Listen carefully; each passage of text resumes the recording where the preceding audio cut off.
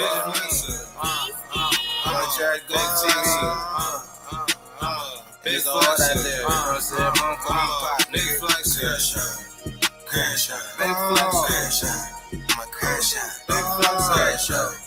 Crash out. Big flexer. I'm a crash out. Big flexer. Fuck these niggas on this shit crazy. I still got ass. I'm on Pootie Tanny shit. I be putting back the ass. When I finished printing, baby, I was not born. I crashed. Going too fast in this whip, pray to God I crash.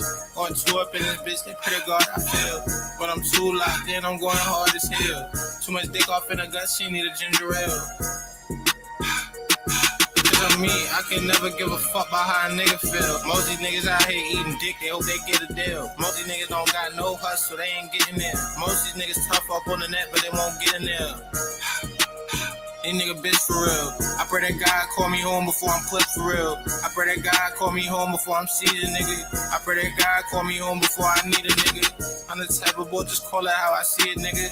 Man, this YouTube shit bring out the fiendin' niggas. Man, this YouTube shit bring out the hard niggas. Don't wanna hear no tough talk, dog, I know these niggas. I get hella hate that just cause I'm the GOAT to niggas. And I play the back but never been a local nigga. And I pray to God I never put my hope in niggas. I say what I feel, I don't put on a show for niggas. I was down bad, chin up, I gave hope to niggas. I was down bad, fucked up, still gave dough to niggas. Still getting booked, state to state, put on shows for niggas. Signing autographs, OT, I'm just a global nigga. Bringing Boston's out this bitch, dog, I've been a threat. Niggas hate my fucking guts just cause I've been the best. Tell me what a clip would be without that nigga depth. I ain't nothing like you niggas, I took different steps. I done seen a lot, you fuck niggas can't hurt me further. This nigga Tazlo, a virtual turkey burger. You can follow my steps, take virtual further. Or you dick like clip and be a sex worker. See your mom fuck for work, she a sex worker. Only fuck niggas don't like me, I'm the best person. But these niggas on that shit crazy, I still got ass. I feel like Pootie Taylor, nigga, I put up the ass. Way before Papoose shiesty, dog, I had that mask. Way before Papoose shiesty, dog, I had the mask. Way before Papoose shiesty, dog, I had the mask. Way before Papoose shiesty, dog, I had them. Niggas wanna see me crash out. Nigga wanna see me crash out. Nigga wanna see me crash out. Nigga wanna see me crash out. Crash out. Nigga wanna see me crash out. Nigga wanna see me crash out. Fuck you, pay me, little nigga cash out. Yeah, money, and I need that bag now. Nigga, I been locked here, focused, I need my bag now. Fuck you, pay me, I need my bag now. Fuck you, pay me, I need my bag now. Nigga, let's cash out. Slow. We in the fucking building, man. God bless everybody pulling up. Shout out Rapper Stone. Shout out everybody in the chat. We dual streaming today. We multi-streaming. We streaming on both platforms and stuff like that. Yeah. So I wanted to I guess go live about this whole there we go, like that angle better. This whole Remy Ma situation that popped off early this morning, I'm supposing on Twitter and well, not on Twitter, I'm sorry, on Instagram. It was some words shared between Papoose and Remy Ma, right? So we're gonna go ahead and get into that. Y'all know how we do over here. So go ahead and hit the like button. Make sure everybody pulling up in the like button. If you watching this on the playback, make sure y'all get the like button. Let's get them likes back up. Now, usually I don't cover stuff like this. Y'all know me. I don't give a fuck about no goddamn celebrity gossip and shit like that for real. Unless it's some major shit like Diddy or all this stuff that's been going on. We're going to talk about Jay-Z today too. But I want to start off with Remy Ma and Papoose. Only because they're in battle rap. Shout out Remy Ma for dropping the car, read the room. Matter of fact, let me go ahead and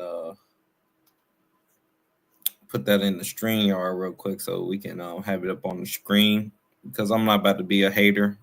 Honestly, with the Remy Ma and the Papoose situation, I'm here to just give some advice. As somebody who's been in your shoes, somebody who has I'll be real with you. Committed the act of adultery. I was the one that was wrong for it and shit like that. What's good, Lou? What's good, Lou? You can pull up if you want to, Lou. Hold on, let me drop the link for you. As somebody who's committed adultery themselves, you know what I'm saying? I've been in this situation and the shit is embarrassing. I'm gonna be real with you. The shit's still embarrassing. You see niggas still try to bring this shit up still to date against me as battle rap angles. And that shit was damn near almost 10 years ago. So I can understand Remy's and Papoose frustration and their willingness to not make a public spectacle. You know what I'm saying?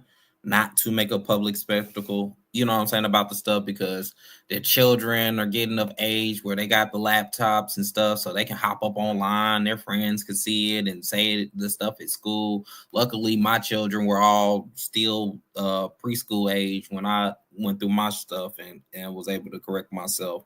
Right.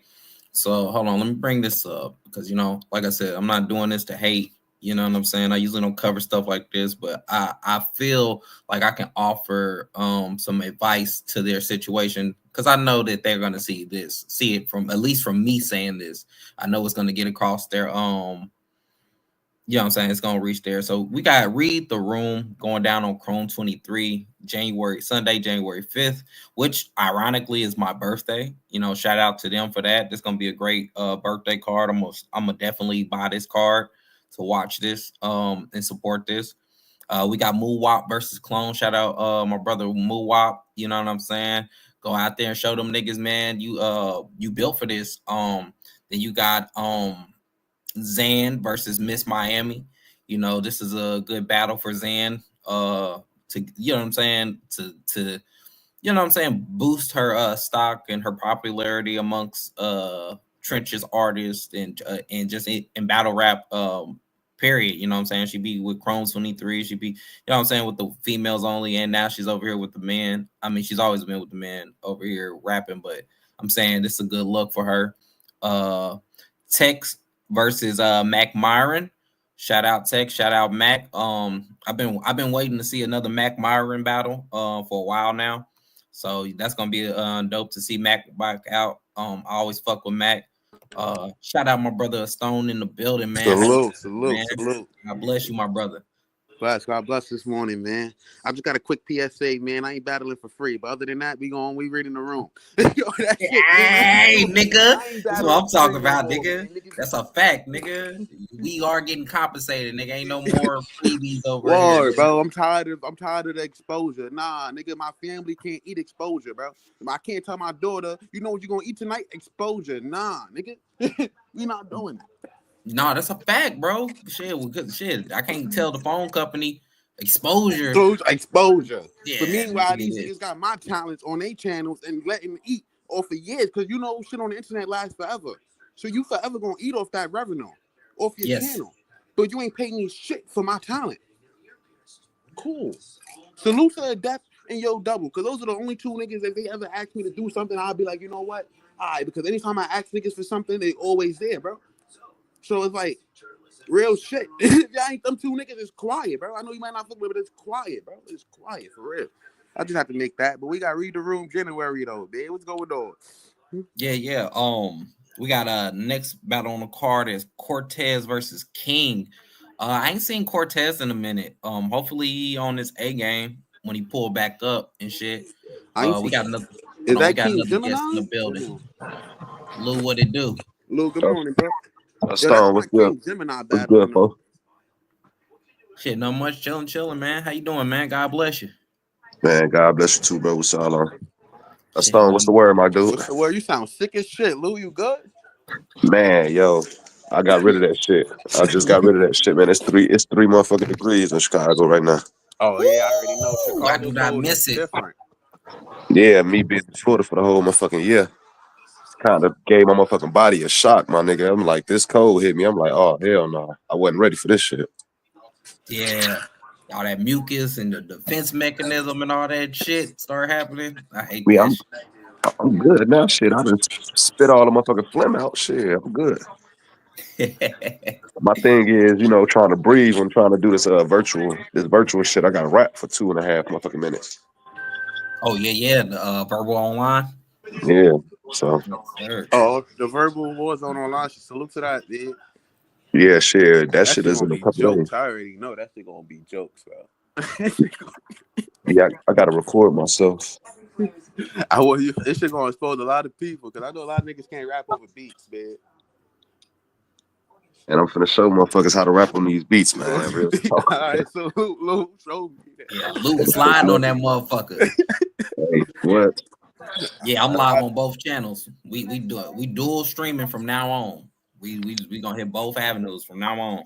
Be telling people it's different rapping acapella than on beat because you gotta wait for a certain cue, and then your cue gotta match the same tone of the beat, and then you gotta have a certain bridge point and like it's way different, bro. Yeah, that's a fact. But regarding this Remy Ma shit, that shit crazy, man. No, that's a fact, man. That's why I love rapping on beats. But then I like battle rap too, though, man. Because it's certain shit you can do in battle rap you can't do on the beat. Because when you regular battle rap, it don't matter about a bridge or a stop point or whatever. Yeah. It's just you. It's just you. You ain't gotta meet. You ain't gotta meet that beat. You gotta meet the beat there with some fly shit. It's like you gotta keep it all. Yeah, the rapping on beat is a lot more constricted. You're a lot more constricted on beat for sure. And then it's gonna be virtual online though. So I just want to know how much time people going. If I hear one nigga say, "Yo, let me punch in," I'm gonna be.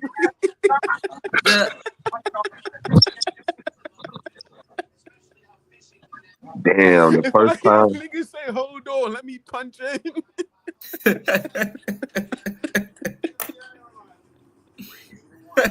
Bring that back, nigga.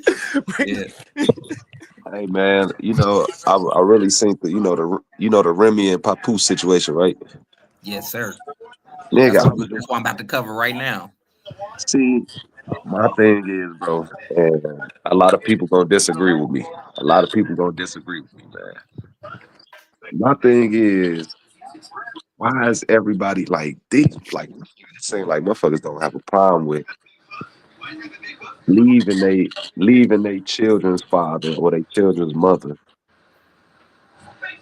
But it's like I really don't get it, man. The cheating shit I think it's a prideful thing. It's like a person like, oh, you cheated on me. And you just put yourself in the middle. I don't know, man. I feel like that's a selfish move to say fuck the kids and just down the whole motherfucking situation you've been in for a long time. You know what I'm saying? Nah, it's kind of different what you saying, Lou. She's married. Yo, salute. Once you married, you signed the oath. It's good, my brother. For better or for worse, through health or sickness. Out here chilling. I fucked like kid dangerous, nigga. Huh? No. Bro, to a salute. Hey, yo, Snack Cole said it's a go, bro.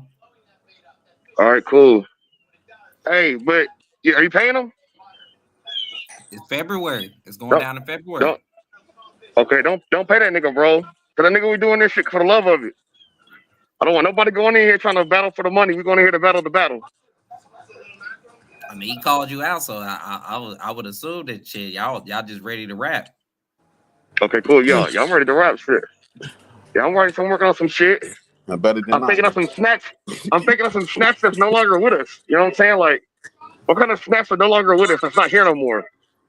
Little Debbie. No, because we want to add another snack that's not gonna be here with us no more. You know what I'm saying? The little zebra gum, and the candy cigarettes. You remember those? Butterfinger BBs? The candy cigarettes? They have to recall them. Pussy, I got the receipts. Nigga sweeter than candy. Nigga think you need a little receipt. Nah. Don't throw too many thhrowways away. No. I'm freestyling. So crisis. All right, I just seen something on Facebook.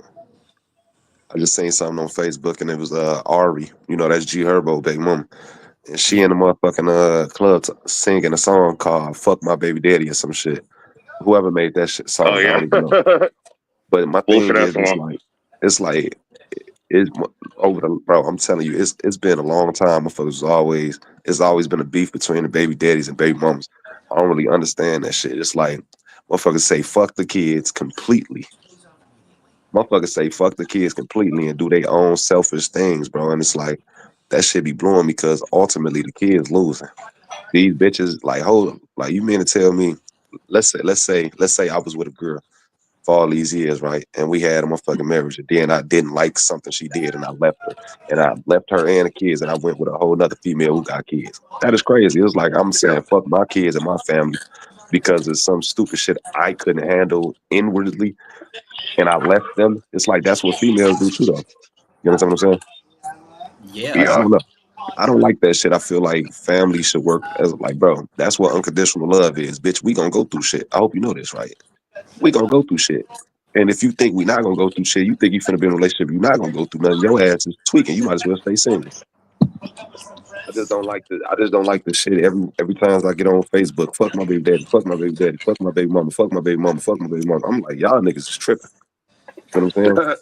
That I can't can be say it me, as and a I joke. haven't even been with my BM for almost a year and some change, but nigga, I would do anything for myself. I don't know. Niggas is different, bro. Like everybody is different, bro. Like niggas is different. And niggas don't have no morals. That's what you talking about, little people. Yeah, let your BM do what y'all want. Like I got two BMs, nigga. I got two BMs, bro. I don't be stressing about them. I'll be worried about my kids, and that's it. I let them hoes do what they gonna do. You know what I'm saying? And both of them, bro. When I was a lot younger, like now, I'm looking for a woman that's a God-fearing woman like me. You know what I'm saying? Not like I'm not a God-fearing woman, but you know what I'm talking about. Somebody that believes in God, bro. Somebody that has some kind of values, some kind of morals. Like I'm not trying to look for no hoe that I can just fuck or got a fat ass no more. You know what I'm saying? Like that's what I was on back in the day, bro. Now I'm trying to find somebody that I can actually grow with, and, like really start a family. You know what I'm saying? Yeah. So all these, if any nigga out here worry about your female, Respectfully, I'm still BM, looking for that fat ass and nice face, bro. Nah, I don't really think I don't listen. This is I mean, hold on, listen. don't get me wrong, though. Hold on. Nigga, Don't get me wrong. I want that. I want a fat. You know what I'm saying? I want a bitch with a fat ass, but I'm not like that's not my first go to. You know? I'm gonna look at that first, though. I ain't gonna lie. That's gonna be the first thing I look at. You know what I'm saying? But when I talk to her, I'm about to be like, hey, you believe in Jesus? You know what I'm saying? Like you believe in God, such and such. You know, I want to take it there first before I take it anywhere else. I'm gonna take it there first. You Listen, know, I like don't agree with people conversation wise. when people say I ain't worried about nothing my baby mama. Listen, y'all is crazy because if your baby mama got the kids, then anything she do directly correlates with what happens with the children.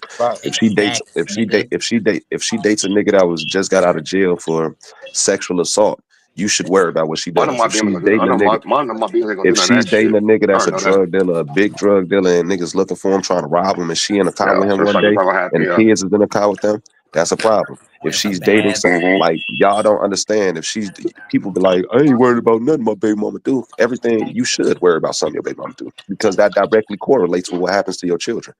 So I don't automatically agree with we shouldn't worry. Now sexually, no. No, go do you, shorty. I ain't tripping on that. But Yeah, if you doing something that's out here that's what I mean. if you out here doing something that's wrong and you ratchet, you running in stores, stealing like some of these bitches be doing, no, we're not doing that. Yes, I'm worried about what the fuck you doing, stupid. And I should be because I know this blowback is gonna the blowback is gonna be on my kids. You feel what I'm saying? Like hell nah. Yeah.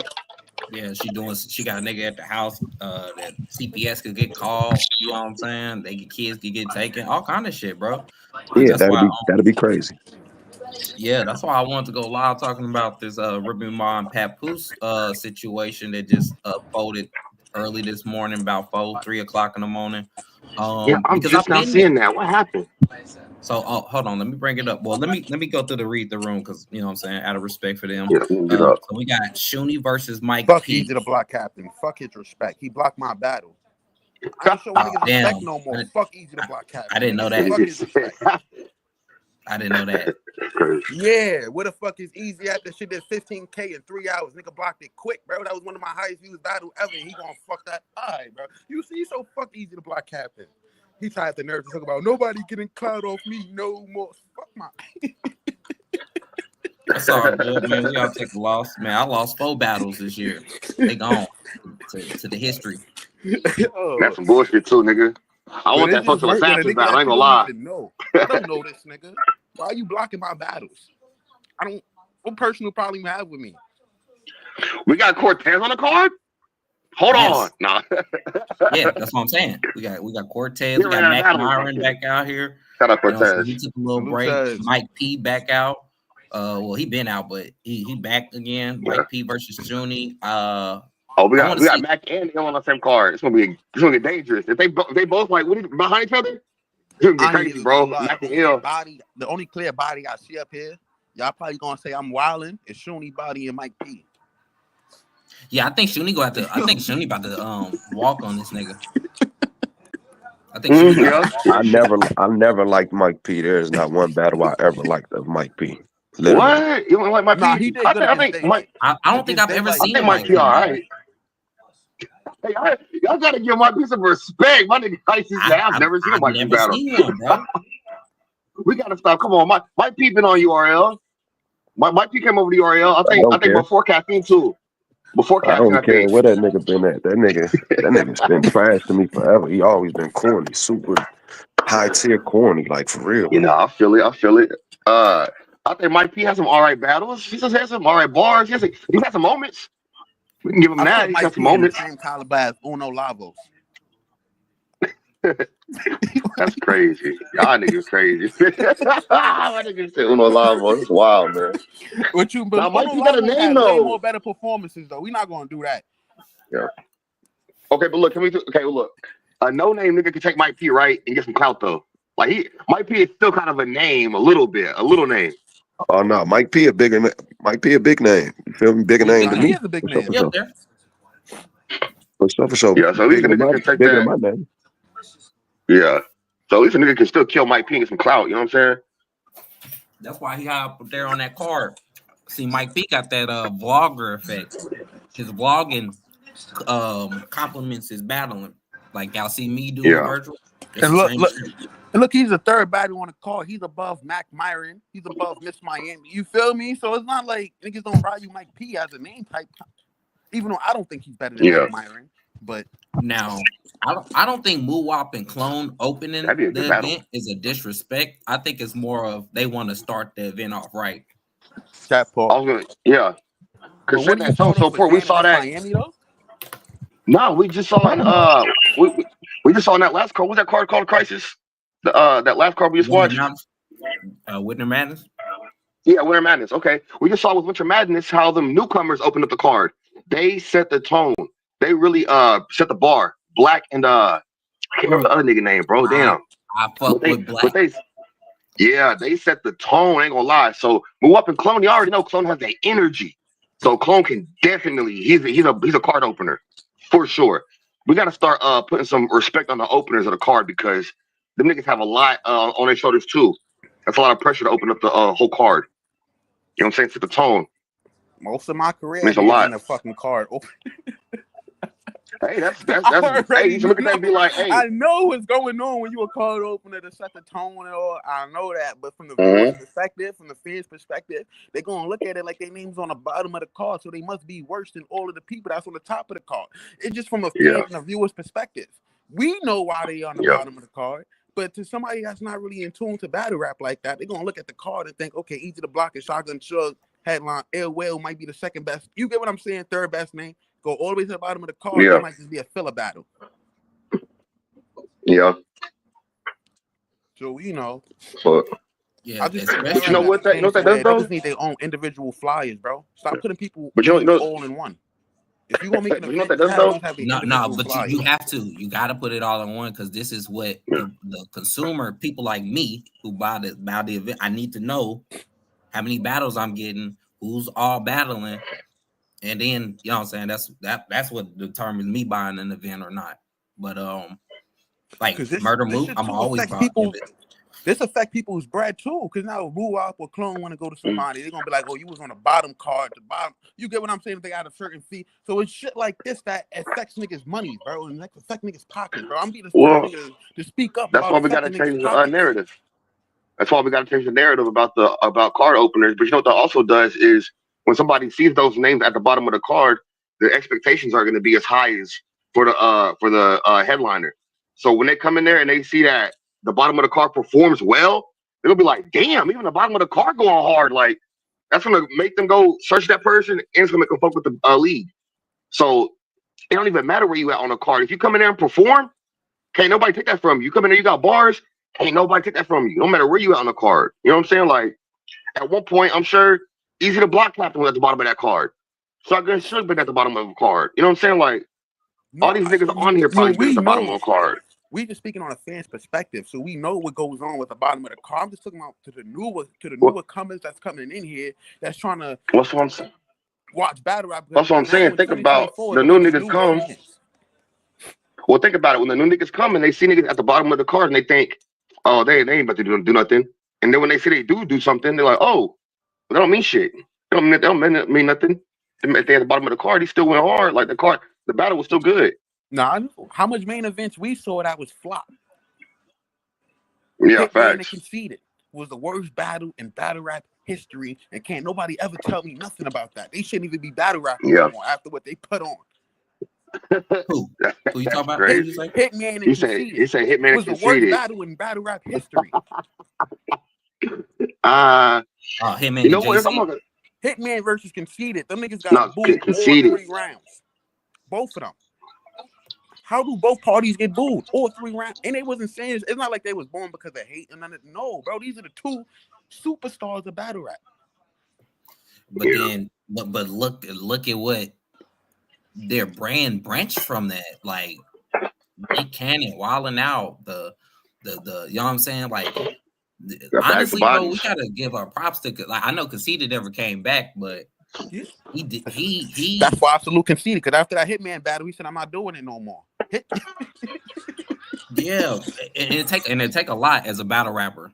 After you step up one time, it's kind of hard to like have hear niggas talk shit about you, and you're like, man, fucking smoke these niggas, but you just be like, nah, I'm cool.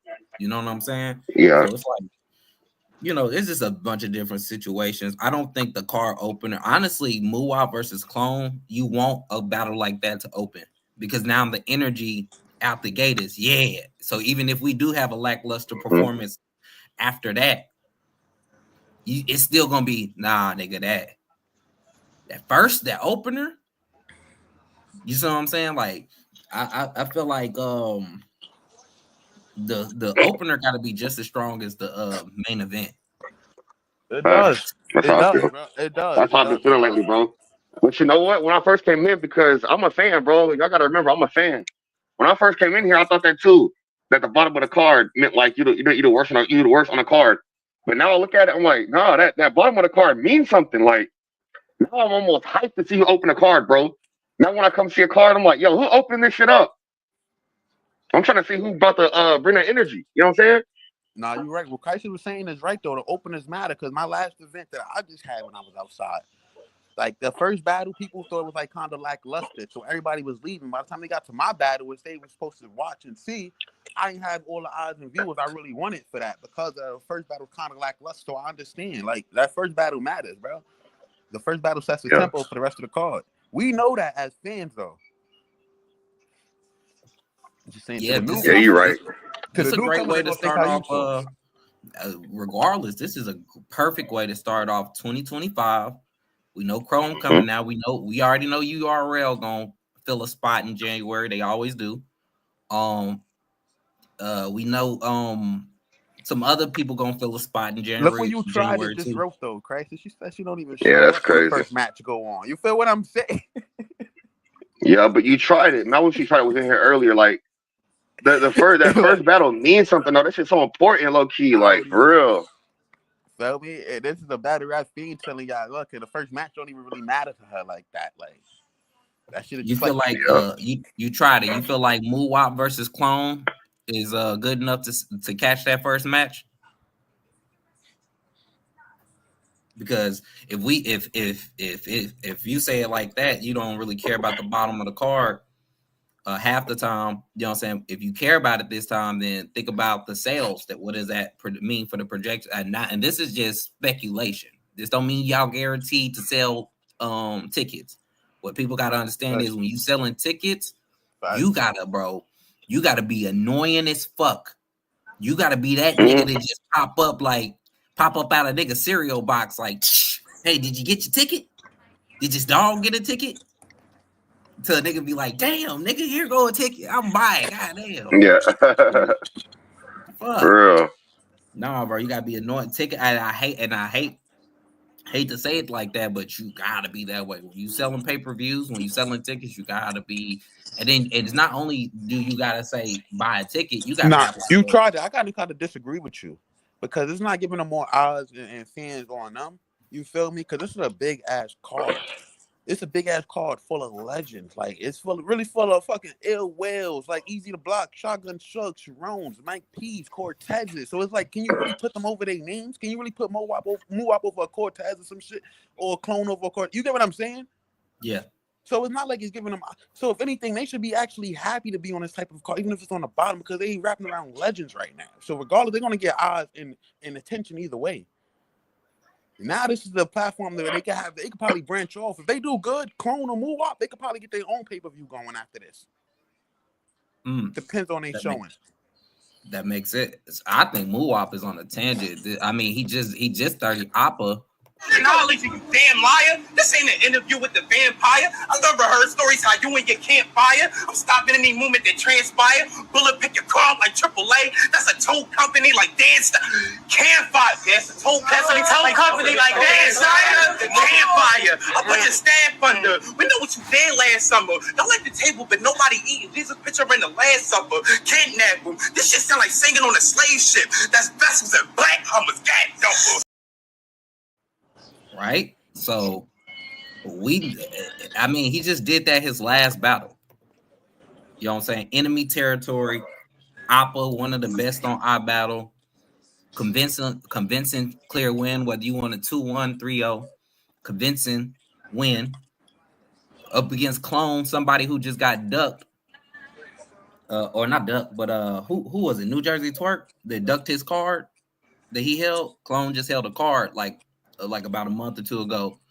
I think in October. Yeah, and so you know, he's coming off of that like like I don't know, that frustration from it, like, you know, battle rap really not paying out like that. So we might get a different type of clone, like, you see what I'm saying? Like, no, there's way too much politics in this bullshit. That's what I'm saying, because he got a shot at trying to little man one of Easy's up and coming you know what I'm saying, stars on the Trenches roster. So this is the first battle. Honestly, it has a lot of weight to me. Zan has a lot of weight too, because she got to start proving she can stand with the other females. I'm sorry, Miss Miami about to destroy Zan. And that's what I'm saying. This is what we need we need that bars in. We need the bars. You know what I'm saying? Miss Miami aggression alone, she just got that aggression. I just make you want to smack. Like, you don't even want to rap with Miss Miami. You just want to put easy. Yep, but that's what I'm saying. She gotta prove that she can get up there and battle a Miss Hustle or battle a Coffee Brown, or you can battle, you know what I'm saying, a Shuni. Jazz gonna fucking mollywop you. You gotta. But Zan been stepping up though too. Zan having a crazy underrated year this year. Yes, that's what I'm saying. She and this is her moment. This 2025 show you can hey, last year it was practice. This the finals, nigga. Like, that's how you gotta teach it. And you know, Tex, he gonna be on 10. Texago always on 10. Oh, that's Texago. He just took out the Sago in his man. But he going up against everybody last name off that bitch. Mac Myron is a dangerous opponent, especially if it's a Mac Myron that's showing up and that's prepared. With Ill Will there, you know. Yeah, you got Mac Ill Will there, so you know Mac Myron about to play with Ill Will there. You know, them like the for real. You gotta worry about Ill Will playing. He just choked his first round against Bill Collector. Yeah, that, which is crazy, because I thought that was gonna be. No, I literally thought I literally thought Ill Will and Bill Collector would have been the battle of the night. That's what I thought. I thought we were gonna get some funny bars, some crazy bars. Like, I'm thinking that's about to be one of them ones. Man, that was definitely one of the most lackluster battles I've ever seen, bro. That shit had me disappointed. You know what I'm saying? Like, that battle could have really been something. I want the rematch. Fuck all the bullshit. I want that rematch. Fuck that. We got to see a rematch. People want a rematch. I know Ill Will going through something, bro. Cause ain't no way you 30 John or Dawn the way you did, bro. But then you just ain't look the same after all. Like, come on, you ain't even look the same after that. Like, That's why I'm like, you have to really been going through. It's all about the battle rapper. I know, bro. You prepare differently, bro. When you go through real life shit, your preparation that shit affects it. Ain't no excuses. Ain't no excuse, but it's real life, bro. Niggas gotta understand that niggas is humans, man. Yeah. It ain't no Yeah, excuse. nah, I mean, it do me. Nah, there's excuses, you know what I'm saying? But, I mean, when you've been doing it as long as Ill Will, I mean, I guess you could. Nah, because they're saying people are people, you know what I'm saying? That's why I know people is people, but you gotta be professional though. When you are Ill Will, you gotta be professional, bro. You can't let nothing after your personal life fucks up your battle rap round. You gotta be professional. I've been going through shit this whole year, and I still been able to have clean rounds off. So it's like, my nigga, worse shit than they go through. Like, my nigga, they getting big right. You feel what I'm saying? Them niggas is getting briefs for battle, like racks. They good. You know, for real. They motivation should be that alone. But Ill Will got to battle Sharon. Sharon has been 30 in niggas. He do, but Sharon fell off. You see what he did to 40 bars in her hometown? Nigga, quit fucking. You best believe he got a flip on him stumbling against bill collector and cutting the round short. You best believe, bro, like Sharon is not playing, bro. Like I said, he's another one that made it to Wildin' Out. We could see it in Hitman.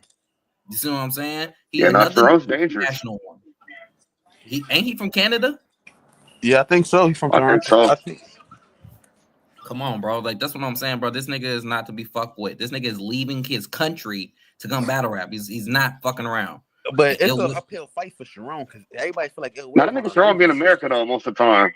That nigga be in America, bro. Ill Will need to take that loss he got on Full Circle against Pain. Huh? I've seen him lose to Pain in the blue. I don't know. Yes, 30. I've never seen this man get beat like that. I've never seen it. He's playing around. And what I mean by playing around is like, yo, Will, if you got some real life shit to handle that first. Handle that first. Get your whatever is on your mind and your heart. In these last 5 battles I've been watching, bro, and this whole last year to now, like, bro, whatever is bothering you, whatever is on your heart, whatever grievances or gripes you got, man, it's time for you to submit yourself to the Lord, bro. And you ain't gotta let niggas know, you ain't gotta let the world know. You know what I'm saying? But you got to let it go. Whatever is, I see it as an artist, I see it as a fan, and I see it as a battle rapper.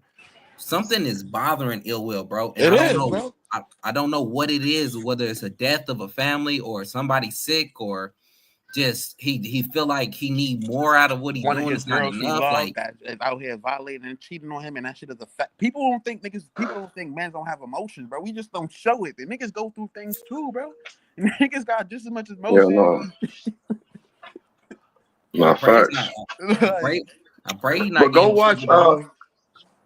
But if you go watch Ill Will's battle versus Fire the Misfit off of Verbal Warzone. Off of yeah. He did good. He did well. He got through all his rounds. He had good material. But it was on the beat, so he had that crush kind of. You know what I'm saying? If you look at his face, though, he looked like he was more happy in that battle too than the rest of his battles he had. I'm big on energy, bro. And I read energy, bro. Like that battle for that Fire Misfit, you could tell he was preparing and he had some shit for Fire, so he couldn't wait to just wrap that off because how much he was really caring about that shit. You feel what I'm saying? Versus the pain, I think it's different. I think Verbal Warzone probably felt like home when you get there. You know what I'm saying? You're around a lot of niggas that's just there to have fun. You know what I'm saying? They're there to just get on the beat, rap. You know, and they probably show Ill Will hella love when he walked in the building. He probably don't get that a lot. Probably don't get that a lot of places he go. Like, you know, walking to Winter Madness building, you got. Well, think about it. You walk in the building, you got Calico in there. You got Murder Mook in there. You got, you know what I'm saying, all these other big names. You know, people might walk past Ill Will to go shake hands with Murder Mook. You know what I'm saying? That type of shit. You're right. Yo, I'm sorry. I know easy to block these Cortez, but I still think Cortez should be headlining. That's just me. Cortez should be headline. That's crazy. Ain't nobody ever said that before, ever, bro. I still think Cortez. I know you We joking. haven't seen Cortez in how long though? Like how long we haven't seen Cortez battle? Well, Cortez is don't. I mean, don't get me wrong. Cortez got some bars, but there's some battles where I'm like, bro, what are you doing, G? Like, I'm sorry, I ain't never seen nobody beat Twerk the way Cortez did it. He broke that man down all 3 rounds. Crazy. So when Cortez really get into it, I might have to pull that up. he broke that man Twerk down. They broke that nigga down. Niggas was hating on him. Well, see, a nigga like Cortez, when you battle a nigga like Twerk, that's what you gotta do. That's what you gotta do. You know what I'm saying? No, that's a It's fact. just that I don't know. It should have been the other way around. Like, it really should have been the other way around. It should have been Twerk going back, looking at all the material he can get on Cortez, and then breaking down Cortez. Cortez should have been able to go get to a whole body of work. All the things you do, who you are as a battle rapper, take it and break it down and embody you like that as a newcomer. You know what I'm saying? Like when newcomers come into the culture, they got an advantage because these niggas that's been out here doing it for years, they got hella material you can go back and look at and I'm about to cook up with this shit. Oh, you said this? Oh, you did this in the face off? Oh, this, you know what I'm saying? Like you got a lot to work with. Thanks. Yeah, that's why I don't go look up nobody's shit. I battle you fairly. I battle you like if nigga just said your name and that was it. I don't know who your mom's is. I don't know nobody, and I don't need to because we about to rap, nigga. I'm about to be smacking cold, but I ain't gonna lie. I get dirt. I seen you lip smacking Cole. You might wanna step back from doing that shit before the battle. Now I see you on there lip syncing doing TikToks. Watch out, nigga. He was on there. I don't know what you was doing, but you was lip syncing, bro. I'm gonna clip that up. My promo. I might have to promo. I don't even want to do no promo. But I'm gonna have to sitting on there lip syncing, bro. He gonna promo against you. Oh, that's good. Yeah, I know. So you gotta match it. Yeah. So the last one. I'm ready. Block Captain versus Shotgun Suge. Now, Stone, I know your feelings about him, but as a commentator, like, what do you think about this match? Who you think gonna win? Who that? The main event of the card, Shotgun Suge and his opponent. I ain't gonna lie, man. You know Suge is performance. So if Easy ain't ready to deal with that performance, if Easy don't perform, he's gonna lose. You gotta perform. But you can't swagger Jack and steal Shotgun Suge performances either, because now it's just gonna look crazy. But you know when Suge gets to tapping niggas' pockets and slam dunking on niggas, you know? Yeah, oh, that's gonna be crazy, yeah. I remember K-Shine smacked Jerome. Yeah, y'all remember when K-Shine smacked that nigga in the face? Nigga had a handprint. On the side of his face the whole battle. I'm telling you now. If Suge might go in there and be some more respectful because I don't know if Easy paying him or not. So if Easy paying him, then I got Easy to block Captain, man. Because I already. Yeah. If Easy pay, I got Easy, man. Because I know Suge gonna go in there on some respectful shit. I ain't trying to touch him. I'm gonna give him his respect shit. And I need to see that Suge that battle with Saga. Hey, so Papoose, wait. Was Papoose fucking with Clarissa Shields? Yeah, that's his Is girlfriend. that the woman he was fucking? Yeah, that's his girlfriend. Box too. That makes sense. They have a baby. Bro, that baby gonna be the best boxer in the world. You got Papoose in here knocking niggas out. Clarissa Shields is probably one of the best, one of the most electrifying female boxers I've seen ever. I mean, Clarissa Shields she's one of them ones when it comes to female boxing. Papoose fucking Clarissa? Yo, I think so, my nigga. If they have a baby, bro, that baby gonna be out here fighting, nigga. I swear. So this is on. And shout out Clarissa Shields for Papoose to knock down Clarissa. Oh my gosh, bro, you gotta be a real, you gotta be a tough nigga to do that, bro. Is she a tough female? You could tell. This man got more fouls than Bruce Wayne. So this is from Remy Ma's Twitter page. Not Twitter, but Instagram, right? I screenshotted it. And like I said, I'm not here to be messy. I'm just this what happened. So I'm guessing this Nah, is text you. message. This is her texting Papoose. So she's saying, Pap, since when you let both your phones die and don't call me? 3:55 p.m. get up, right? 9 a.m. I know you hate the internet games, but you need to do something today about this girl. My PR team gonna freak out when they see this. I can't be up there exposing her, etc. before December 25th, the movie coming out. You got your other phone yet? LOL, don't worry. I'm not. Oh, my bad. I'm not worried about that. Is she saying? Yeah. It look like she deleted his messages. And she say, I just need you to clear it up as soon as whatever. So she posted and says in her post, you effing dummy.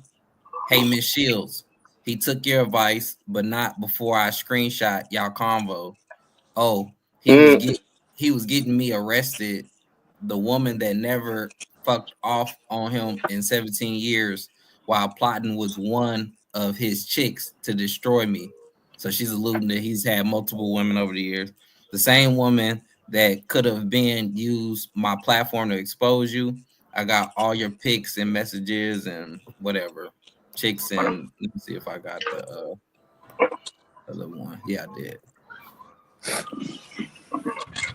What? One of your chicks to destroy me, the same woman that could have been used my platform to expose you. I got all your pics and messages from the chicks while I was away, and he was holding me down. Hashtag fuck your movie. So that must be that holding me down. Must he have was been holding you down. That's crazy because that nigga supposedly came to see her every single day while she was locked up. To the point she said, I had to tell him I'm good. Yeah, fact. So Papoose was holding you down. Sidebar, he about to say he wrote me rhymes. Imagine that. And if anything sexual leaks about me, it was him because he threatened that too. Come on. They need to just go their separate ways. Let shit be what it is. You know what I'm saying? And cool off. Nah, it's different. They got kids and they married. They can't go their separate even if they want to. So this another text message. I'm guessing these are text messages between either Remy and Papoose or something. So she said, but that's okay. We are human beings. No human is gonna be able to report their every move. You see nothing wrong with that. And so let's say you take accountability.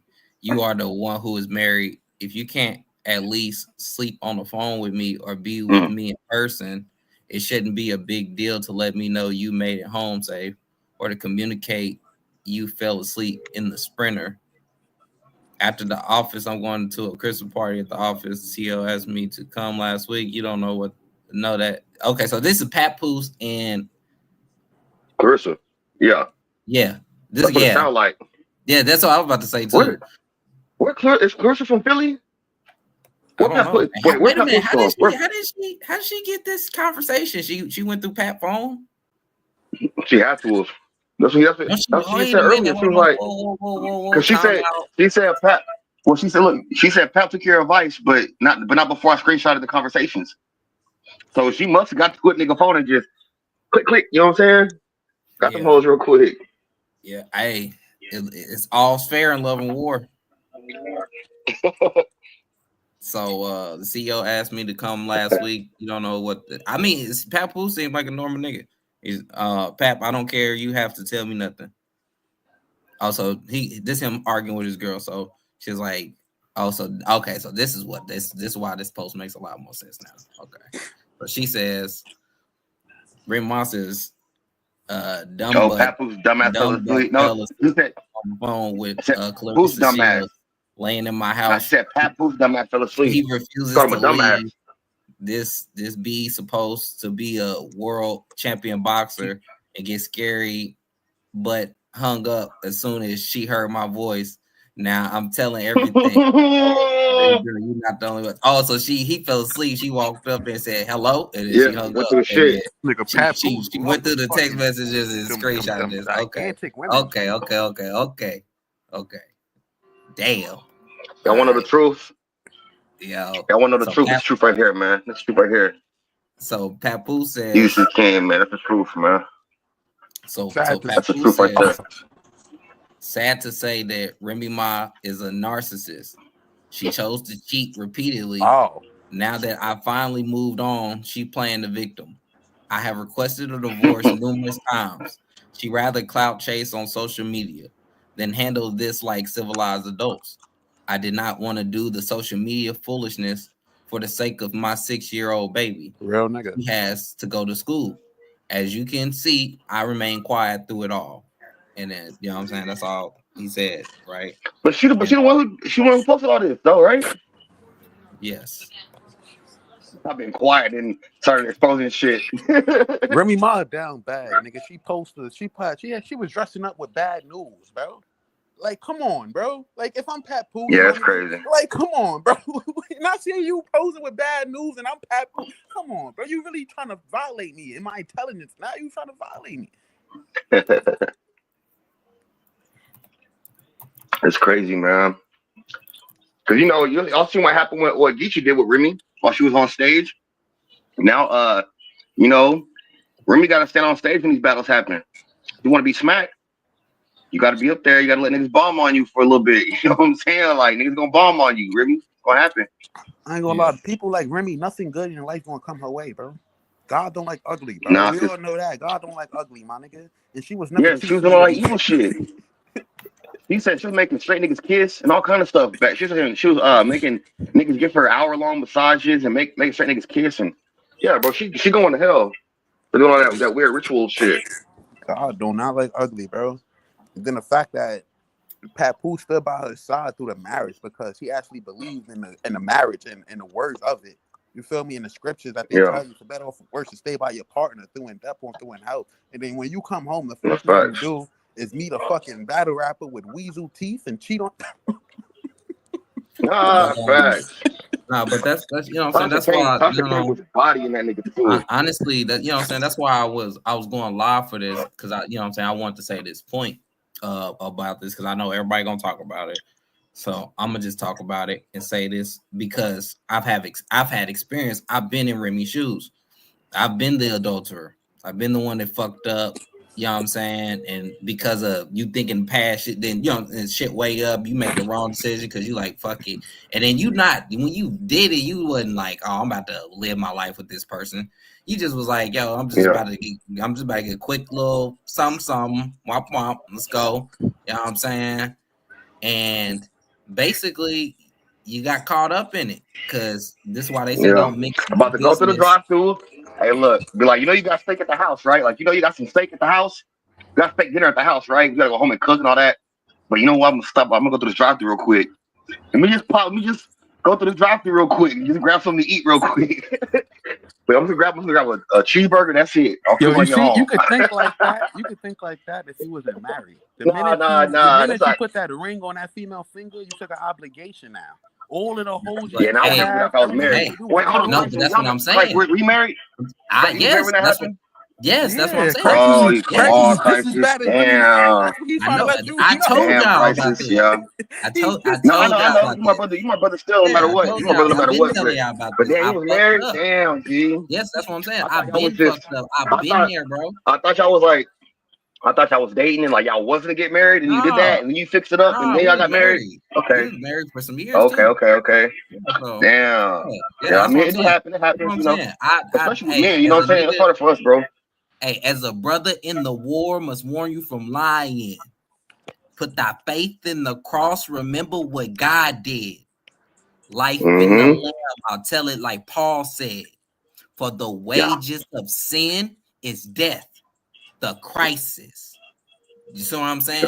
Like I know, nigga. I've done it. I've had the golden. It's like being in the garden and the snake say eat the fruit. I ate the fruit. So I know what it's like. That's why I'm saying I made this live because I'm gonna give you some advice and you don't have to take it. You don't gotta listen. Hey, niggas ain't gotta report it. But Remy, I've been where you at. Shit don't just and I gotta talk to you like this. Shit don't just when shit like when you marry and you make a vow with God, whether you divorce in the civil court or not, unless it was by fornication that y'all divorced, you will not be loose from it. And because it was fornication and it's on your hand, the blood is on your hands. I've been there. You want to reconcile. You like, yo, I'm getting to a point where like, nah, I want my family back. I'm telling you, as a nigga who's been through it, it don't work like that. No matter how much you want that shit to happen, once you did all that and you let that pride see, because you should have did all that at the beginning, like, yo, I fucked up, yo, no more, yo, come on, man, like, what you need me to do to reconcile this? And you know what he would have said? He would have been like, cut off something, and you didn't want to do that. That's that pride. I've been there. I'm telling you, I've been there, bro. Oh, not bro. Sis, listen. My advice to you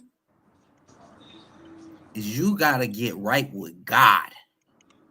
You worried about getting this back together.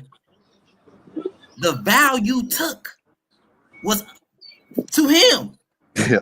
This is why he tells you don't swear by nothing. Don't swear by heaven. Don't swear by the earth. Don't swear by the hair on your head, because you can't add 1 cubit to your height. You can't make yourself taller. You can't just walk in one day like, look, I can make myself 6'7". You can't do it. If you can't do the littlest thing in creation, then you worrying about too much.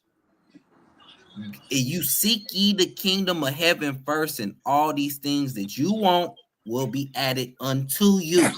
And it won't be on your time. You're gonna have to work for it. You're gonna have to see everything. You're gonna have to see that tree you cultivated for almost 20 years bear fruit and give it to somebody else. And you like, what the fuck? You will lose your fucking mind on the other side of that goddamn phone if you stay on social media. You have to get off the social, because that's time. Next time you could be spending with God. In between your meetings, in between your work and stuff, you could just be, hey, God, let me talk to you. Those, you have to talk to him, because you have to make it right with him. That's the only way that, you know what I'm saying? My wife says Pap is in villain. She said she didn't want to expose the girl before her movie came out. She got proof of Pap cheating on her while she was in the jam too. I mean, if that was the case, though, she was in a joint for 5 years. If it was the other way around, respectfully, Christ, as I say, but if you was doing 5 years, man, I'm pretty sure you would tell you, be happy, bro. Don't wait for me, bro. I would tell my girl to be happy, bro. Don't wait for me, bro. I'm doing 5 years. Yeah, for real. Yeah, I would. Yeah, 5 years is crazy.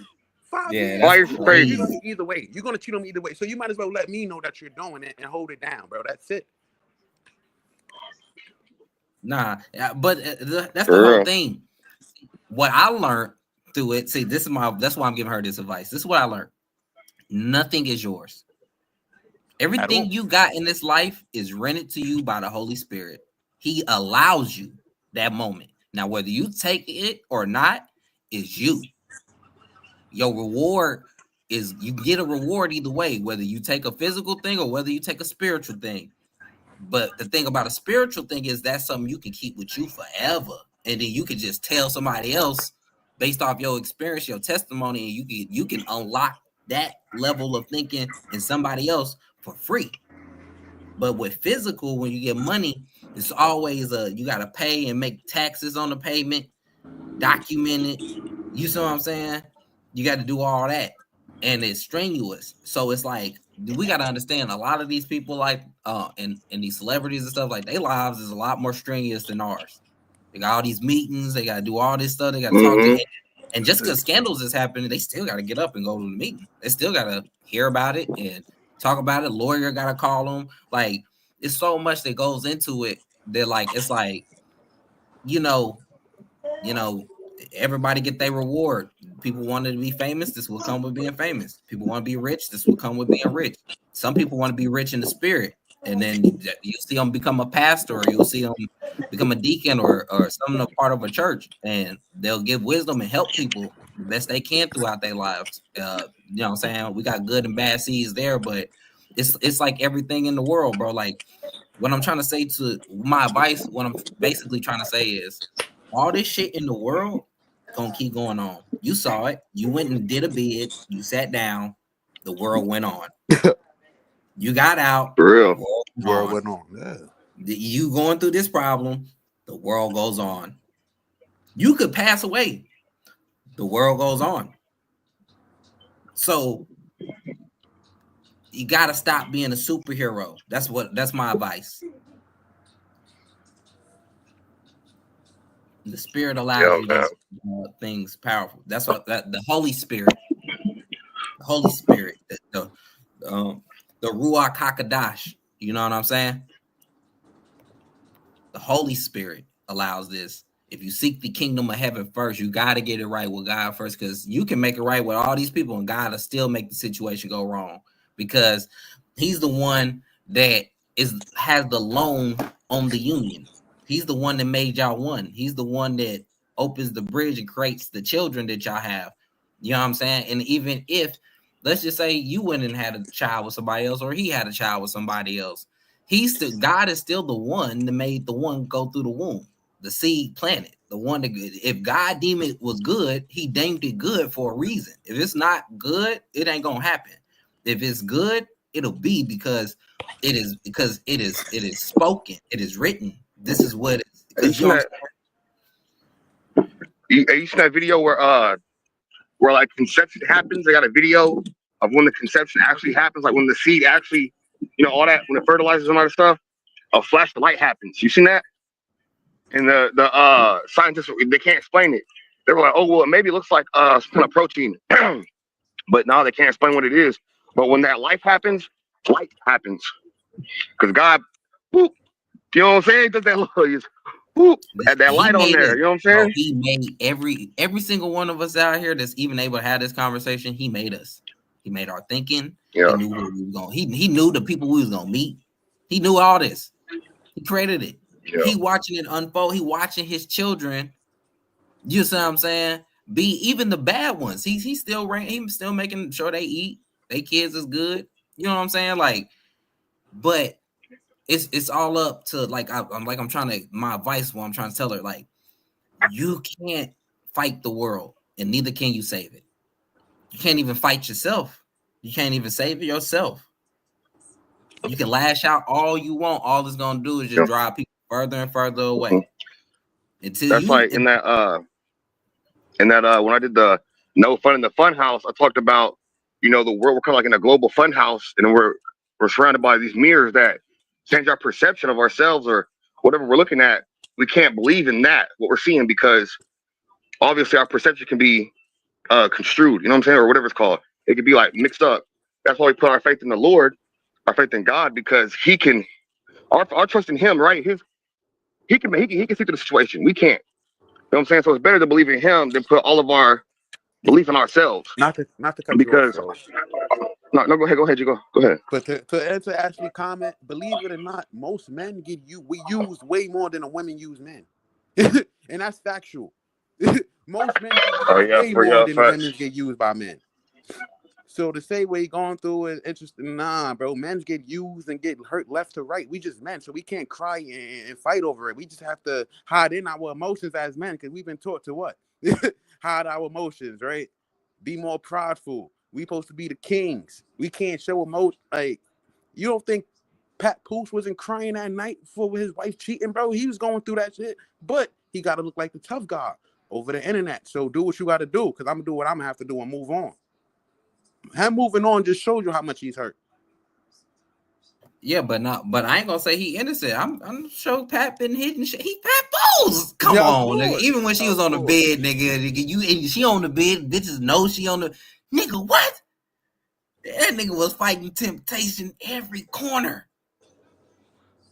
I know, as a man of God, you slipped, nigga. You slipped, and you. But the thing is, it's what you do after you lose. Get up, and then you do the right thing.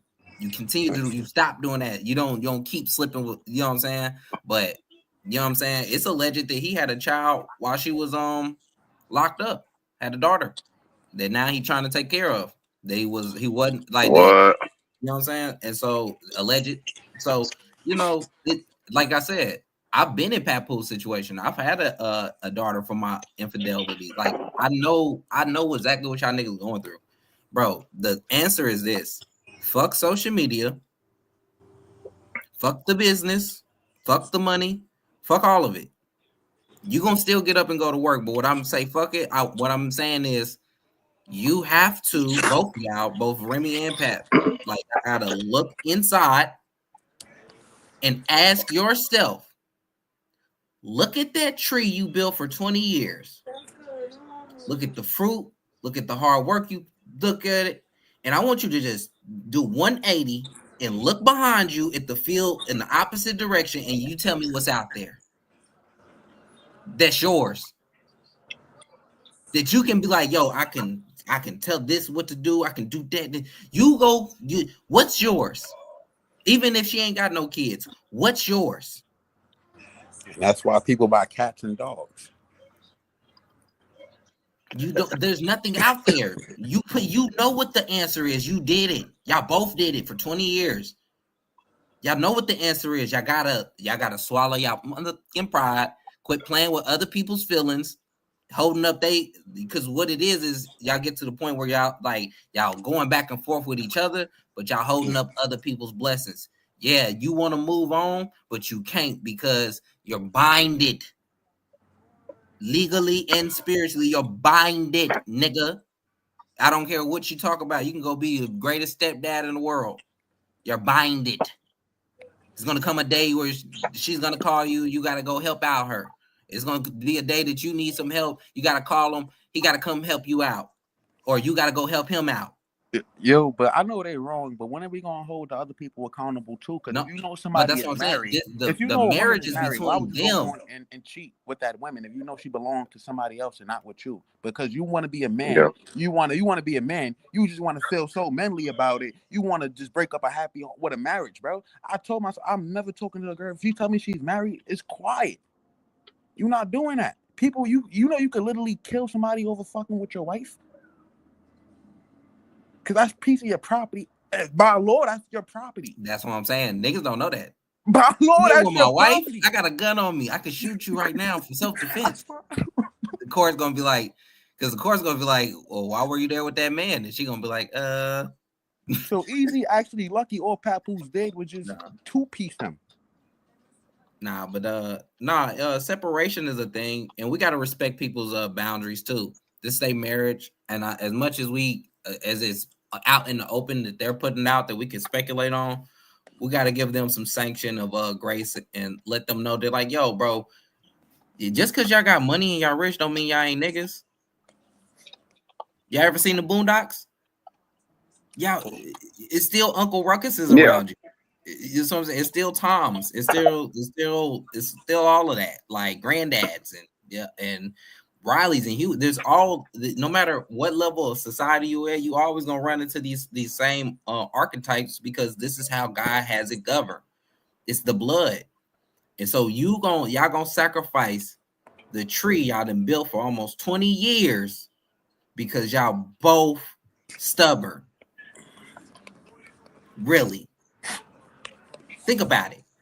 If you fell asleep and got caught to the point she can do this in the house, and you already there, you got to make a choice, bro. Like I hate to say it because I've been that nigga too. Like tried to be both spots. You got to make a choice, bro, because they ain't doing nothing but running money out of your pocket because you dating a new one, shelling out money you wasn't planning to spend. Your accountant yelling at you, the corporation yelling at you because you ain't hitting the same routine or you're not doing overtime like you was. Right? You can't get back into your super grind mode because remember you said, "Oh, I got a Christmas party." You letting her know I got to do this business thing. You shouldn't even have to explain that because if the tree of 20 years, all you do is say it, and she already know what everything to do. So you gonna leave the Batmobile and hop on a tricycle. Yo, Christ, you know everything you're saying. You gotta upgrade. It goes back to what I was saying. Men love way harder than women. And they was always arguing with me about that. They be arguing me about that. And I tell them, nah, bro, the men's love actually way harder than women's, bro. No, ain't nobody You hung up on see what that? Remy Look, did. see you try. I'm not hung up on that. I'm telling them I'm hung up on the fact that they both being stubborn. Y'all obviously are still around each other. Y'all obviously are still supporting the children. Y'all obviously are both still holding up the structure that y'all built for 20 years behind the scenes. When it's all settled done, you ain't gotta go flying no more, and then he ain't gotta. Y'all chilling in the house together. You see what I'm saying? Why y'all in that same house separated? Y'all need to talk about it, even if it's a problem. Nigga, you went to prison for years. There's no way you don't have some kind of patience in you to talk about it. Even Papoose, she was gone for years. There's no way you ain't tell me as a man you don't want to talk to her. Yo, you tried it. Let's be honest. Why do men abandon their family and their children? Because they thought that when they had that female with that girl, that was gonna be their girl forever. But they realized that female didn't want that man no more. I'm just going off of my experience. So what I mean, they always choose up, bro. Always, bro. Move on right to the other nigga when they get tired of being with that one same nigga, bro. Remy showing it happens, bro. A female would lose interest in a man way quicker than a man lose interest in a female, bro. We know how hard it is to go out there and try to find some new. It's not easy for a nigga to just go outside and try to talk to any. No, but a female can hit up. Bro, it's almost like a damn business. You gotta persuade him. You gotta, bro, and that nigga will jump. Hey, you know, we can do this and do that. Like, you almost gotta sell yourself, nigga, when you trying to talk to a female, bro. Like, you gotta go there like a salesman, nigga. You gotta go there like a dead out like a salesman. Like, it's facts. I'm like a bullshit, nigga. Like, that shit crazy, nigga. Nigga have all your shit right. Females can go in here and just bring themselves, just look good, have a good personality, look good. That's all you gotta bring to the table. They don't even like gotta look good. Low key for most. I'm saying like a bonnet, facts, and be comfortable. Cause niggas find that attractive. I find that attractive when a female can get comfortable.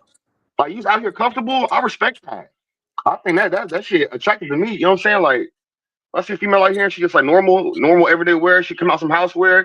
Man, not looking like super crazy. You know what I'm saying? But looking normal, bro. I'm like, okay. And it'll be like, keep it up. You know what I'm saying? It's like, Yeah, it is. But I feel like both of them still love each other. They both still love what they created. They both still benefit off the marriage. They both still don't want to lose the benefits and split the assets. Because if divorce has been offered, like he said, and it hasn't been said, then y'all don't want to do it. Because if you really want to subpoena, y'all live at the same address, you can have her served. Nigga, I think you can bring them home yourself. You're her husband. I think that by law you can serve her. Like, if she can go through your phone, you can serve her. So like, and if she don't sign it, then legally you could push it forward if you wanted to. You don't want to. Trust me, you trying to find something better and then do it. That's what I was going to ask. Don't she got to sign it though? Like, what happens if she don't want to sign it? Then technically they can't. It's a standstill. You got to make them sign it. You got to take them to court to sign it. Then you got to have a pre-hearing. It's a lot of money. Who want to spend all that money? Y'all work for years to split it. Y'all gonna take all that money. Y'all fucking hustle together for years. Royalty, all that shit, and y'all gonna split it. Y'all gonna take y'all money to split up y'all money to leave y'all both broke. Yeah, they won't be broke, but they won't have more than what they have because that's a lot of money in lawyer fees and going through that whole trial and tribble. That's why they say it's cheaper to keep her, bro. I'll be honest, Papoose, it's cheaper to keep her, man. Just tell your new girl you separated, man. Yeah, you know what I'm saying, and you shouldn't be jumping into another relationship so soon anyway. Raise the kids. Raise the kids first. Yeah. But I mean, there's no way niggas do got needs, man. Don't forget the mission. That's the whole mission. You did this for 20 years. Don't abandon the mission just because somebody else got in it, because Admiral got in their feelings. Don't abandon the mission. Complete the mission. 20 years. This is gonna be a tree that has many branches and many roots. Y'all children gonna have many children.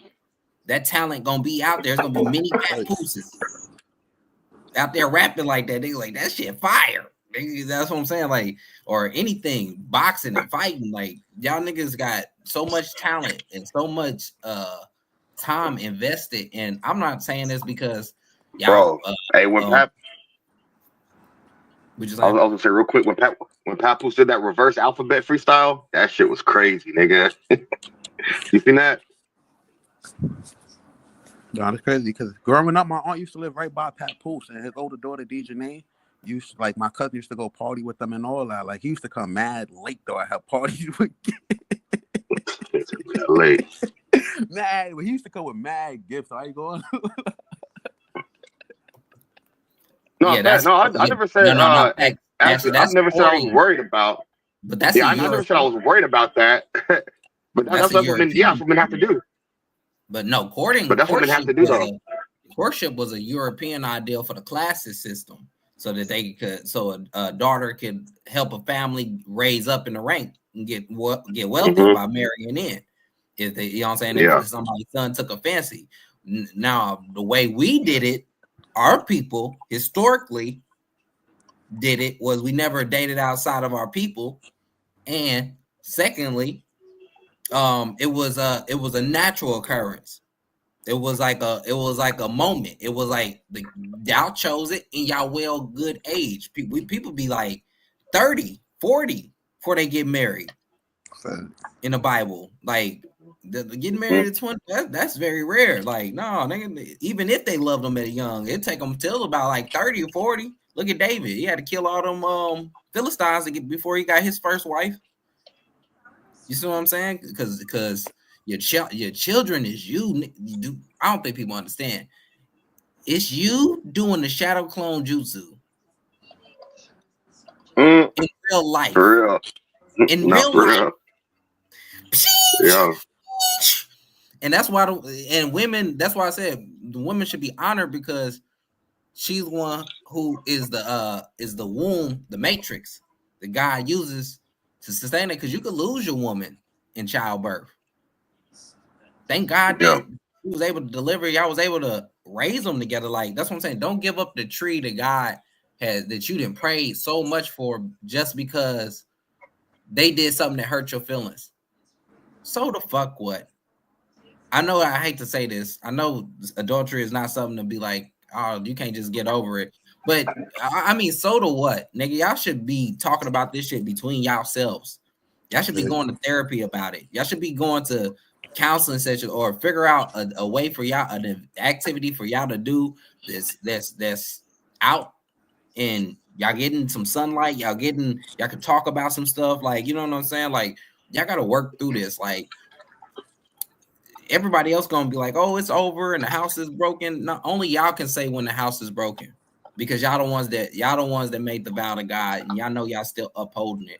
Fuck all the cameras and all the everything, bro. Like real talk. Like, it's better to just for worse. Oh, because this ain't like this is some end of the world shit. This ain't no end of the world shit. It could have been a lot worse. But then at the same time, you got to understand, Remy Ma's son is facing a murder charge. So there's that too. So I'm saying, like, it's a lot that they dealing with. And I just, you know what I'm saying, fuck all the glitz and the glam and all the like, you know what I'm saying, what do they call it? The celebrity gossip. Fuck all this shit. Seriously, on a spiritual note, like, y'all both have something that has protected y'all, and y'all should continue to protect each other. You see what I'm saying? Y'all should continue to nurture each other. Y'all should continue to grow together in a positive way. Y'all should learn to forgive. Y'all should learn to accept. Y'all should learn to wipe the slate clean if y'all willing to work through it. You see what I'm saying? If y'all not willing to work through it, then y'all got to make the choice to work together to make the split as fast as possible, so y'all ain't out there paying lawyers' fees. It's either one or the other. You see what I'm saying? Like, all on the fence and stuff, y'all always gonna keep being in the blogs. You know what I'm saying? Whether it's promo for a movie or not, who give a fuck? This shit'll come and go. You'll get 55 and then you won't be doing this stuff no more. It'll come quick. You'll be 55 and be like, I can't do it no more. I gotta sit down. So y'all gonna be at 55 trying to plant a seed and date, or y'all gonna just go ahead and you know what I'm saying, work it out? Because is it that bad? Can y'all not forgive each other? Has it not happened before? Come on, y'all both famous. Has it not happened before? Is it, you know what I'm saying? Is this something y'all really can't work out? Is it really that prideful? Do you really got to hold on to something so strong? Seriously, you tried it. I bet you wouldn't say that to Clarissa's face. You remember that? Hey, I'm about to address it. He's trying to say, look, imagine you and your girl in the club, right? Somebody talks some shit. You know you instantly good. Like, you don't gotta worry about your girl. You can't, you know what I'm saying? Like, y'all about to knock niggas out. That motherfucking tag team match, nigga. Like, bro, they need to create Def Jam again, bro. I want to see Def Jam. I want to see Papoose. That's right. You right about that. I want to see Papoose and Remy versus Beyonce and Jay-Z, bro, in the ring, nigga. On Def Jam. Oh, I got to see that. I might even gonna ask what type of strap you walk around with. You tried it. It's 2024.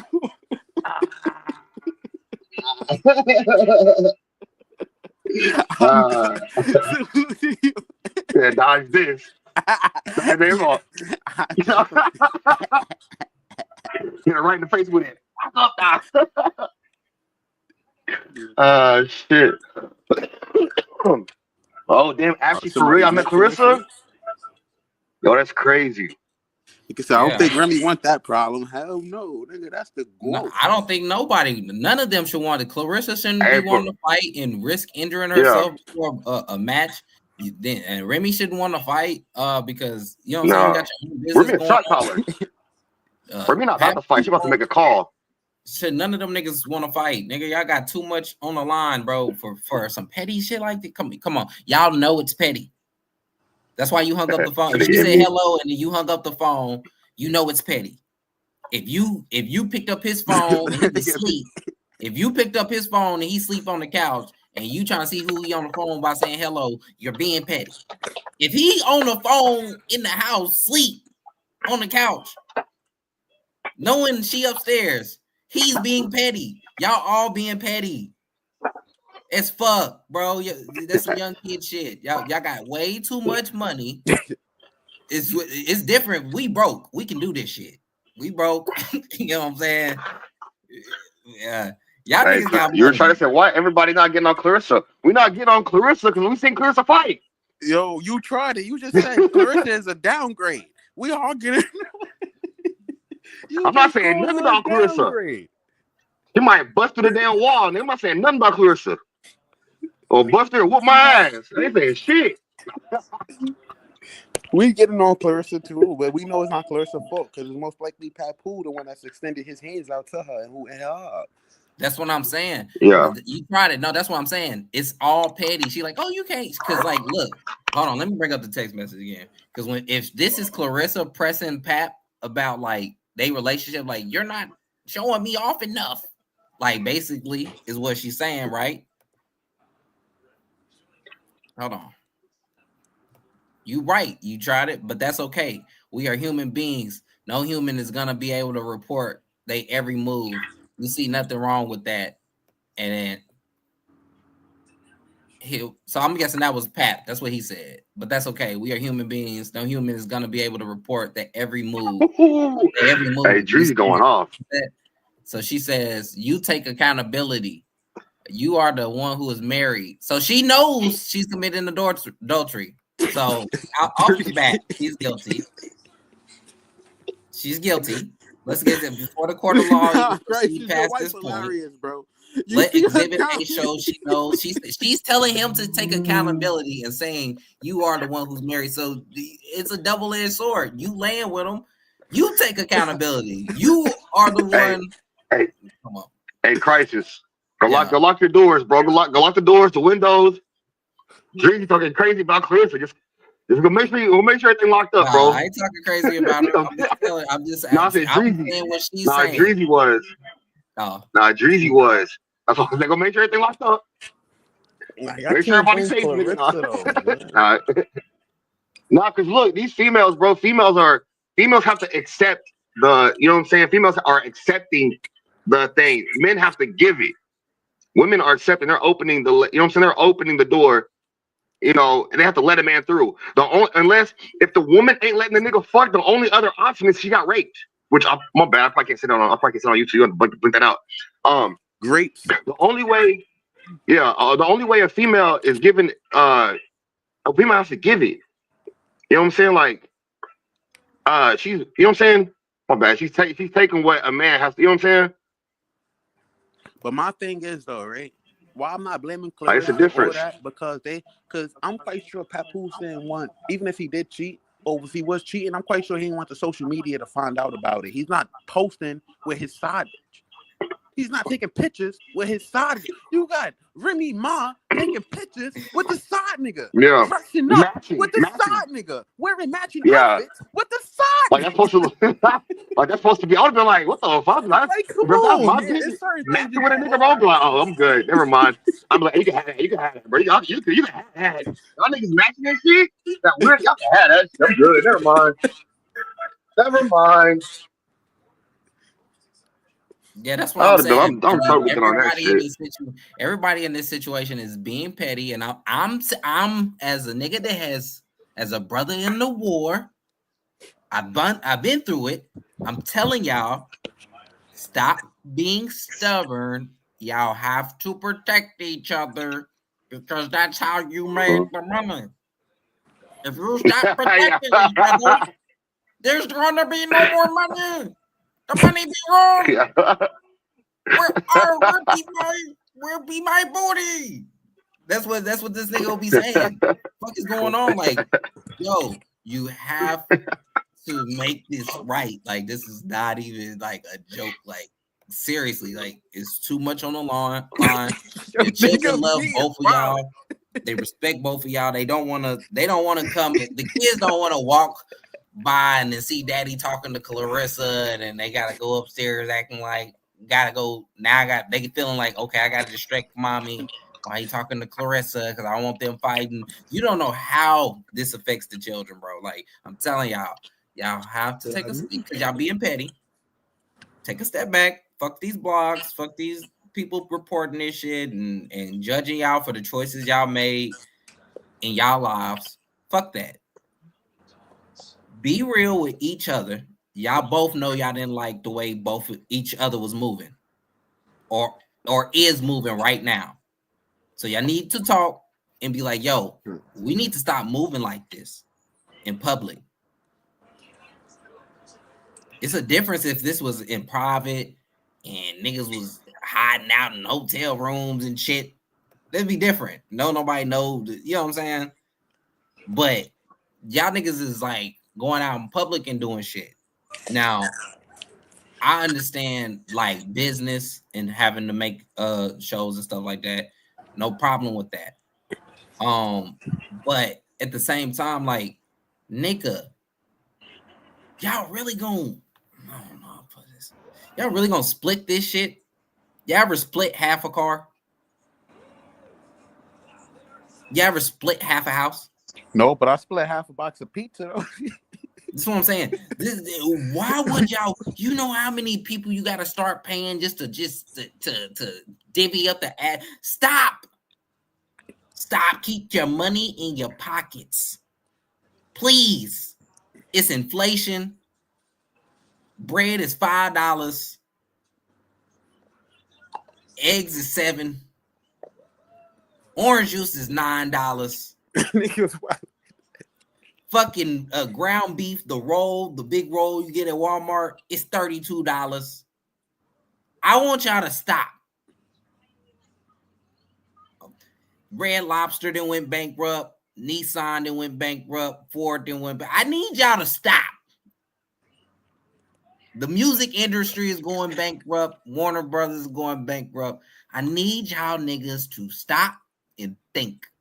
Just for one moment. Maybe the devil gave y'all what y'all wanted right before your biggest blessing. sometimes some people be so far captured with the devil, there's no coming back to God. I'm not big on that type of script, but I know that sometimes it's true, bro. Sometimes the devil will have possessed some people so that there's no returning back to it. No matter how much you pray, no matter how much you try, it's just that the devil's temptation will always be your first thought. And that's exactly what's going on here. No matter what you're trying to say is they should go the righteous way by working it out together, talking it together, and doing all this together. But they clearly have no intentions of doing that right now. But they clearly have no intentions of getting divorced either. So them niggas is just messy.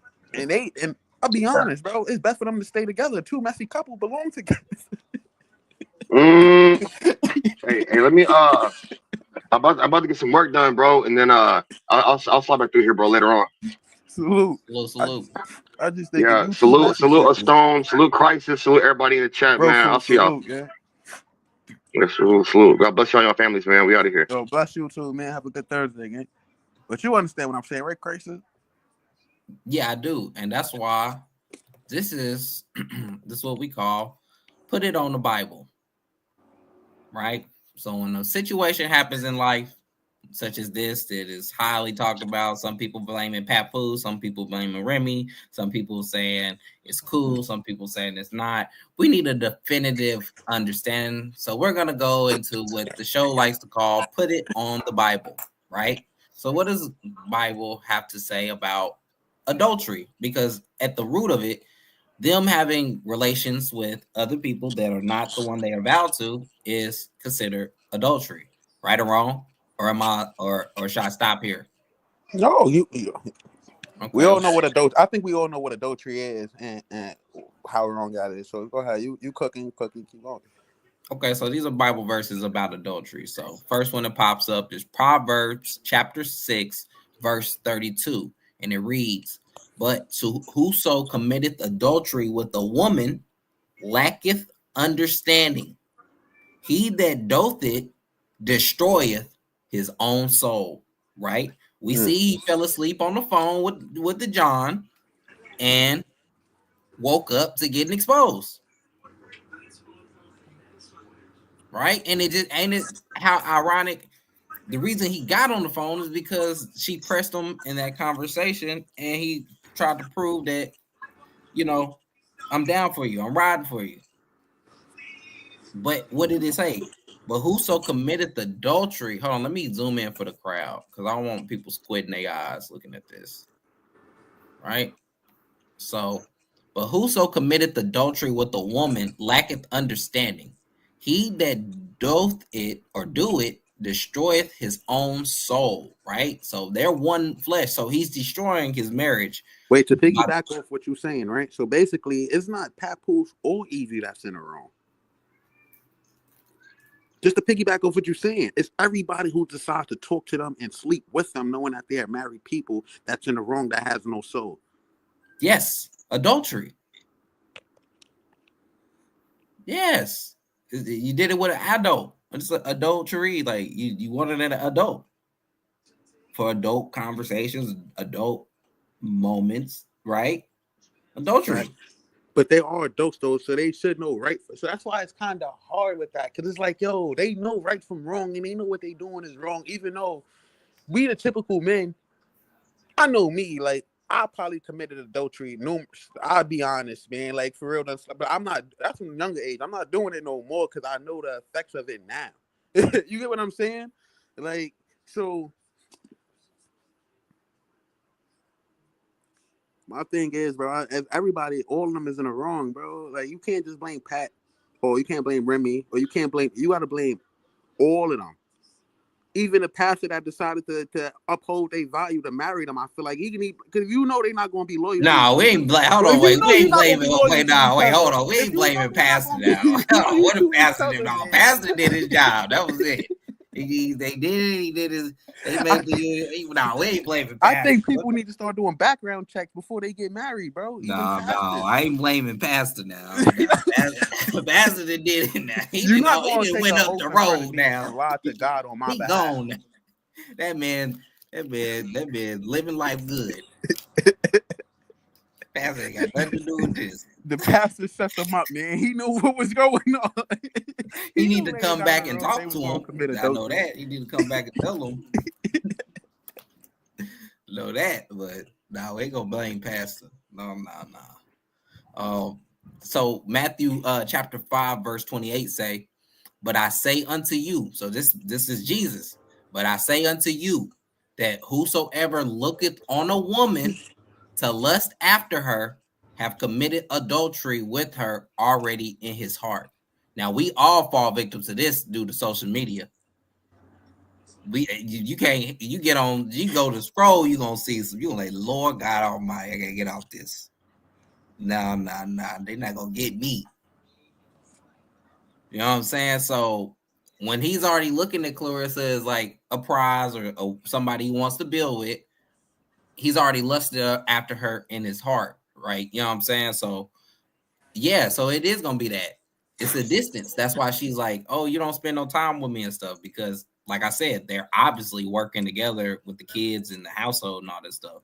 So Hebrews chapter 13, verse 4 says, marriage is honorable in all, in the bed undefiled, but whoremongers and adulterers God will judge. Right?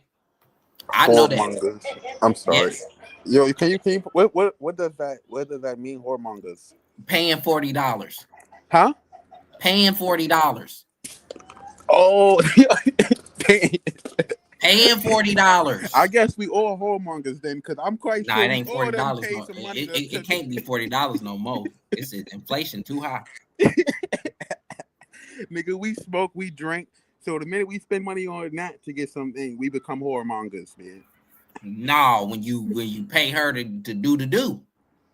But isn't that technically paying her to do the do? If you, yeah, I guess so. Yeah, yes, yeah. Courting, as we call it. So we all guilty of that, man. We all done got a girl done paid for some weed, done paid for some drinks, and we already knew what was. And it end badly every time. It end badly, don't it? Always, man. But not in badly. Most times it ends. I ain't gonna, you right. We talking about God though, man. I'm sorry. I don't want to use the Lord name in vain, man. I'm sorry. Sorry, God. Yeah, sometimes you get away with it. Sometimes you get you know what I'm saying, it happens and nothing really major happens. You just keep going about your life, but then you'll keep doing it. And then it'll hit you. $40 at McDonald's to me is insane. Like, my nigga, what you get? Now, if you download the app right now, man, they got the 10-piece nuggets for $1, but it's neither here.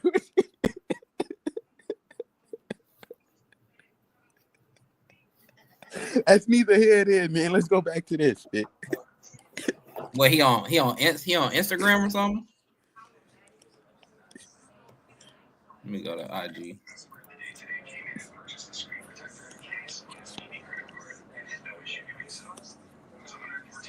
I can't even remember what the hell my shit is.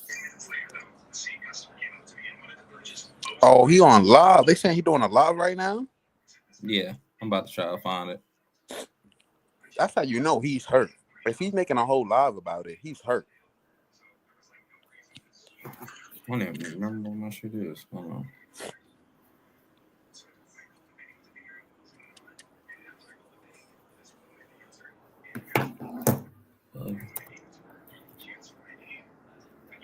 That's what I mean. It's not even 11 o'clock yet. He making a live about he's that hurt. Like, this was on his mind all night. He was trying to figure it's the best time to go live and talk about this. I know that I've been through that hurtful stage before. I know.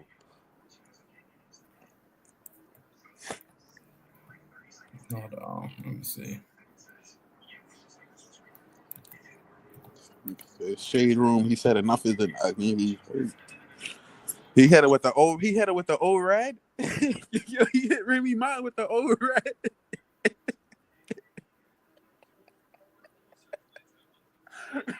Remy with the old. Nigga said you've done enough. Nah. Nigga said, yo, y'all going. You said Alexa play me, cry me a river. Okay, I see what you're talking about. He ain't live. You know, Papoose ain't gonna go live doing no shit like that. Not. But this what he posted. You know his PR team don't tell him to do that. That's the worst thing you could do. Oh, I ain't even see this one. Oh, nah, the disrespect. Nah, man, the disrespect is wild. When you were married, you're not even supposed to. They look happy. I will be hurt, bro. They look more. Yo, if I'm Papoose, I'll be like, yo, they look more happier than when I held her like that. You know. Yo, if I'm Papoose, that's the first thing I'm gonna think, bro. Yo, she ain't never smiled or looked the way that she looking at when she took a picture with me. We was on Love and Hip Hop, and she was talking about she wasn't gonna have my kid. Oh, okay. Oh, my bad. Y'all can't read it. I got y'all. Papoose says, while I was at home with my daughter last Christmas, this is where Remy Ma was. Now that I finally moved on, she's angry and making up lies. Narcissist. I told her we could divorce like adults. I just said adult. Okay, so hey, hold on. Papoose battling. Hold on, this is a battle rap.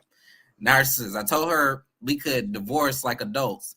She refuses to do that because I wouldn't lie and say I didn't knock this chump out. With 2 clean songs. So she wanted him to go tell the people he didn't fight him. So she's mad about that he didn't go out and say that. We know he knocked him out. Nigga, she refuses to do that because I wouldn't lie and say I didn't knock this chump out. I still got the messages of her begging me to lie about the knockout. But who cares? He didn't throw one punch back. Super soft. Last time I saw this chump, he was in the fetal position. Everybody saw it. When I knocked him out, Remy Ma woke him up. Went home with him for 4 days. I went home with my daughter. As you can see, she couldn't wait to lie about it again. Shake my head. Narcissist. Nah, you see, that's Remy fault. I didn't knock him out because he slept with my wife. I knocked him out because he shook my hand and then slept with my wife. Ex-wife, narcissist. Oh, DNA too. God damn, y'all. Damn, y'all. The fetal position. Danny Lux in the building. Oh, Miss K. She everybody there. Everybody there. This ain't even for the public opinion. Oh my God, Raw Dollar. Oh, everybody there. Of course, everybody's gonna be here. He put it on social media. What you expect? Oh, damn. God damn, y'all. But this ain't even. It's still not worse than that picture. Go to that picture. Oh, it's right there. Yo. Yo, I ain't gonna lie, man. If my girl ever have a picture like that, bro, I ain't gonna lie. It's over, bro. I'm knocking both their asses out. 2 clean, Joe. You say I'm Clarissa? not saying nobody put hands on women, though. Don't do that, y'all. Don't put hands on women. But that's OD, man. Like, he's talking about, I'm with Christmas taking care of my daughter while you not even with no kids. You with a grown other man on Christmas rather than being with your kids.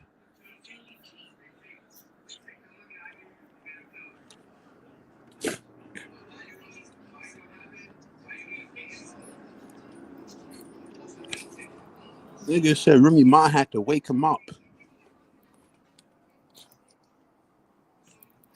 I bet you that nigga woke up like, yo, where he at? Where he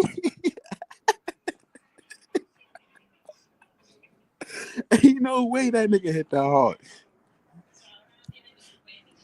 Let's see if did he post any pictures with Clarissa on this page? No. See, look, he ain't even posting no pictures of her. He ain't serious about that girl. Oh, Remy. Clarissa. But he did post. This is Pat. That's crazy. He ain't post no pictures of his wife, but he posted a picture of her cheating. No. He ain't post no pictures of Clarissa. Oh, Clarissa. Yeah. Of course the wife ain't gonna be up there. She probably up here somewhere. Somewhere in here. He probably ain't that petty. Nah, he is, because she's supposed to be there. Like, look how long you been scrolling down, bro. It don't come on, bro. Hold on, we're gonna see. Did he purge Remy? Come on, bro. Did he purge Remy? Let's see. Come on. You know, That no nigga disrespect, PR Pat. team No, it's deleted all all love, of them. man. You got a blessed life, bro. You did some shit that I probably never do ever in my life. So, Oh, is that her right there? I think that's one. What? Oh, you seen her? Right there. That's not her. Right there on the left. Is that her? No, that's not even her. Is she with all the other girls? No. We gonna see one. Let's see. Can we get through the pictures without seeing one? Yo, you've been scrolling. Because if we don't see one, Remy, this nigga done. Yo, you've been scrolling for the last hour. This nigga ready to run. He only got one picture of her, and that's with Easy holding her, bro. He's done. Hold on. So this must have been when he did it.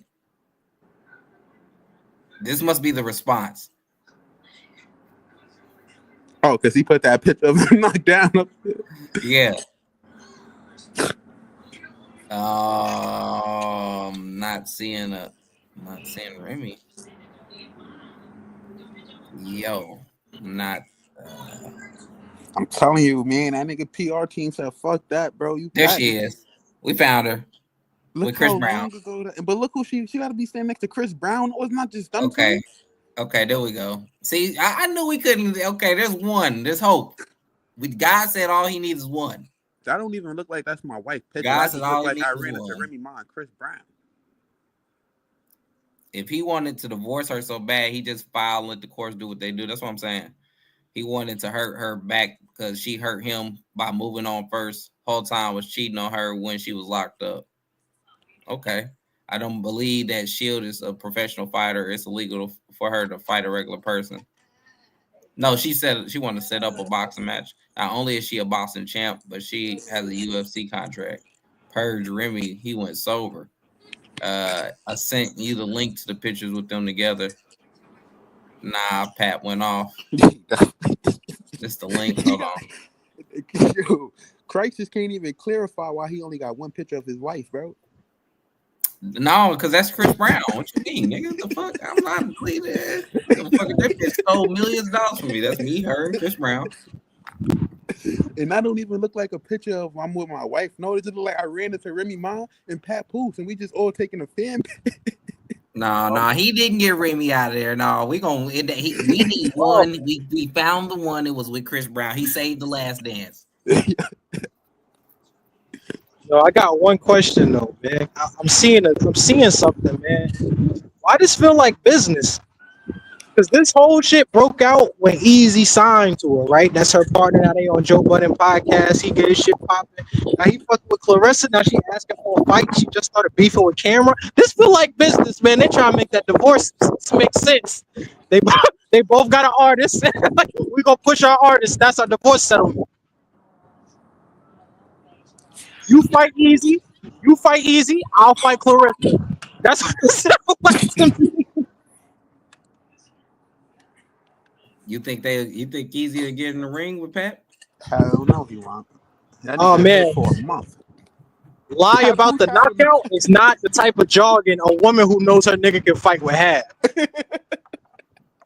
nigga lying and saying he ain't do shit to me and he was hiding on the internet for a month. Man, fuck that. I don't care about that. If she said lie about the knockout, it's over.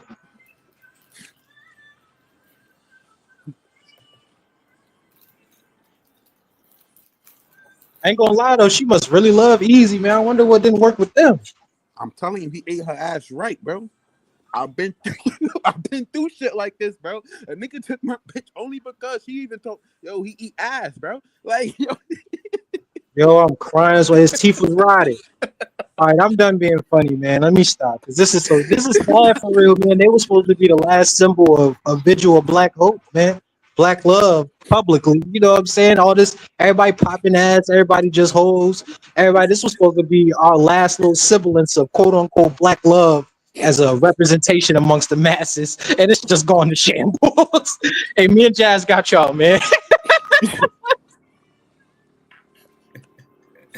Nigga, it's wild. That's what I'm saying. You know what's even wilder than all of this? Y'all heard about what happened with Jay-Z? I mean, we all know Jay-Z. Yeah. Yeah, being brought up in court on some Diddy stuff with a 13-year-old back in 2000s after the VMAs, right? And he put out proof that or he put out some evidence that he wasn't even there, like he was in a whole nother location or whatever than what they saying was alleged or whatever. But I don't know if that's gonna hold up because it's just crazy, you know. And it made me think about this. I don't know if y'all ever seen Fearless with John Whitlock. Well, Larry Johnson was up there, right? And I remember this shit because I'm like, I don't know why, like it came through my like For You when he did it, but nigga, look at this shit in Colorado, and I think it was when Jay was going after B. Now, wait. For people who don't know who Larry Johnson is, he's an ex-NFL player, right? And basically from Kansas City, the running back. Is that? I yes, thought that was, yes, that's not yes, Grandma Ma. I thought yes. Larry Johnson was a basketball player. There's two Larry Johnsons. See, he's the running back. Larry Johnson, you talking about, was the hooper. This nigga played for the Chiefs right after Priest Holmes. Yeah, and he got into that altercation with that lady in the club where he choked her right before the Ray Rice shit.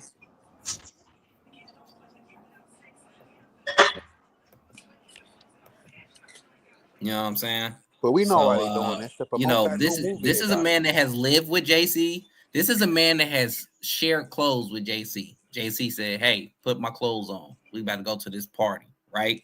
This is a nigga that has lived with him for an extended period of time, right? So this is what he had to say about something. B was a very young woman. Now, I did a Rockaware photo shoot in Colorado, and I think it was during the wintertime of 06 or 07. And Naomi Campbell was there, actress Jamie King was there, Jay was there, B was there, and he rented this house, and we were supposed to do this rap party for this photo shoot. We rented this house, and we were watching LeBron play, and after the game, it had to be like 10 or 11 o'clock. So we getting ready to party. Mind you, it's all adults. There was a 13-year-old or a 14-year-old teenage Latin girl that was there, and I think she had to leave because she had school and she had to do homework, but she brought her mother with her. So it was no funny business going on, which I could respect that. So when 11 o'clock hit, we turned on the music, we started drinking, and then out of nowhere came these young children. I don't know where they came from. For a rap party at 11 o'clock at night, drinking, loud music, and us dancing wild, like, I don't know where these kids came from. And then I happened to sit down because I was dancing with one of the assistants. And I sat next to this child, and the child sat next to Beyonce. So I hear B say something about, doesn't this look sexy? Or isn't this sexy? And in my mind, and mind you, I'm not awakened as I'm awakened now. So in my mind, I'm like, what did she just say? And then I didn't pay no attention to it. And then, you know, obviously the liquor took hold of me and I had to leave. So I said bye to everybody and left. But those kids remained. I don't know if those kids were from the photo shoot themselves, but the fact that these kids came around adults during drinking hours or partying hours was already alarming to me. So when I hear something like this happens, I can't really discount it and say, oh, he could never do this, because I'm hearing stories, I'm seeing it with my own eyes, and I've been in situations where something don't sound or look right, and it's usually involving children. Larry, you've just blown my mind, and so I'm gonna have to. You can pause this right quick. Right? That nigga lying, Crisis. Yeah, like he didn't know what the fuck was going on. He just say he looked over and heard Beyonce say, "Don't this look sexy?" But then he just said he wasn't awake. So if he wasn't awake, then how you hearing all? So come on, bro. You took part in the act, but you're just trying to save face. He did just, and he just admits to driving while drunk. Get him out of here. Like, you ain't speak up when them kids is coming in there. You ain't say, "Yo, what y'all doing, bro? Get them out of here." If this is true, he just as guilty as the rest of them. That's what I'm saying. Yeah. That's exactly what you tried. That's what I'm saying. He was sharing clothes with this nigga. Ain't no way he ain't share hoes with this nigga. Everybody know all this stuff, but wait, all these years to say something is complicit. I mean. No, a lot of them are under NDAs. That they gotta wait like 15 years before they 15, 12, depending on what it is and what state they can say it. Like he probably couldn't say that in New York, but he could probably say it in California, depending on how the NDA is saying and under what course it's sanctioned and stuff like that. So yeah. But you right, he complicit. That don't take away from the viability of this nigga's guilty too. And he looked too happy to be telling this type of story, bro. This ain't a happy type of story. If minors is involved, like, yeah, that camera angle is crazy. like he looks super that nigga happy, look bro. diabolical. Like, that nigga look like he about to take over the world, fearless. Like Jason looked more concerned, and he wasn't even there. Well, I don't know if he was or not, but this is wild, bro. Like, so I mean, but are we really surprised? We knew after Diddy that somebody was gonna say something. Bro, they just need to let R. Kelly tell his truth, man. But hold on, he got more to say. I think he gonna better expound on the parties. You to, I just want to be clear on what I just heard. In 2006 or 7, yeah, you're in Colorado at a winter party with Jay-Z and the people with Rock Nation. And it was the people who helped out with the photo shoot. It was a winter campaign that we shot. Mm-hmm. And it's at some very nice mansion somewhere in Colorado. Yeah, up in the mountains somewhere. And Beyonce is sitting relatively close to you, and there's a child there. And, and this is after 11 o'clock at night. And she says, "Doesn't this look sexy?" Mm-hmm. Beyonce, the singer. I ain't gonna lie to you. Yes. Yes. And the reason why I believe you, I'm not gonna put a name to this. The reason why I believe you is like they get you out there and they float little test bubbles out there to see if you bite. Mm-hmm. It's like going fishing. Does the bob? Did I get a nibble? Did the bobber go down?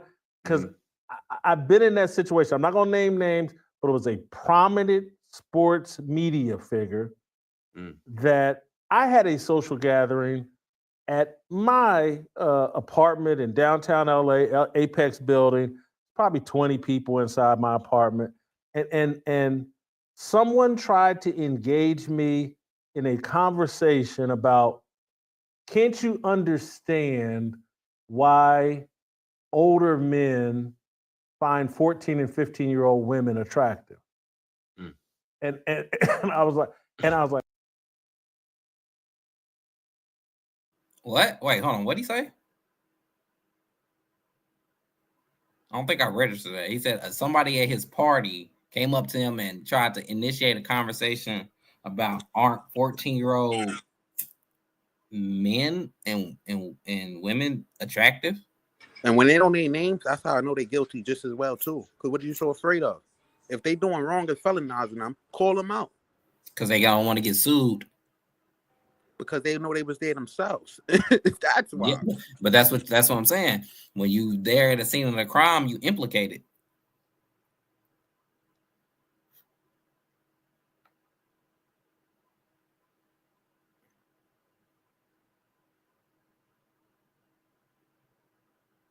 How do people have these conversations? If any of y'all ever said that to me in person, hands and feet would be put all over you. Not telling the whole truth. That's a fact. That's a fact. And I'm only stopping it because I don't want to get a copyright. It's fearless. Like, no, I really can't. And then they followed back up, and I was like, and then I just walked away, and I made a mental note like, hey, this person is on some different shit, quite frankly. And I was like, and I kept, and it shocked me because I wasn't expecting this from this person, and it's always stuck with me. And you know, I would elaborate and give a few more details, but it would potentially give away the person if I gave any more details. But it was just like a test, and I can remember like, yeah, I just failed that test. And so whatever they got going on out here in LA, and they trying to figure out if they can get me in some kind of conversation about whether I was attracted to 14 and 15-year-old women, I just failed that test. So I don't think you're lying or exaggerating. I think that is real. out there in Hollywood. It's part of the reason why I left Los Angeles. And Larry, to me, it's like you've watched the Godfather 2 movies, Mafia movies. And what the music industry in Hollywood is much like the Mafia. It's like the Sopranos in terms of you can't become a made man until you've killed somebody in the Mafia. You got to make your bones. You got to, and it sounds to me in Hollywood and in the music industry, if you want to make it to the top, you must be involved in some sort of sexual deviancy before and they must know about it before they fully trust you. Do you agree with that? I absolutely agree, because we all know how shameful it is to be messing around with a child, no matter what the age. And they know that the majority of the people in this country or in this world do not sit by and will not let anybody abuse children. So that's more of a shame thing they can control you with. Now, sacrificing somebody, that's personal. You know, not many people can add those or connect those dots of who did what and who did this, but it happens. But it happens. Right? Guilty. Right? So these are two men that have been in their respective industries, that have touched and been in the rooms with the Hollywood and lived in California, hosted parties, giving little tests, as he called them, test bubbles, giving little initiation tests that when you fail, you fail. And when you pass, you pass. Because when you fail, you get kicked out, right? So when you stick around, you what? You pass. If you're wearing a nigga clothes, you pass. In something. I ain't saying you killing niggas and shit. I'm saying it was test bubbles, right? Everybody got different test bubbles and different ways of how they do their test. So what test bubble did Jay-Z give Larry Johnson?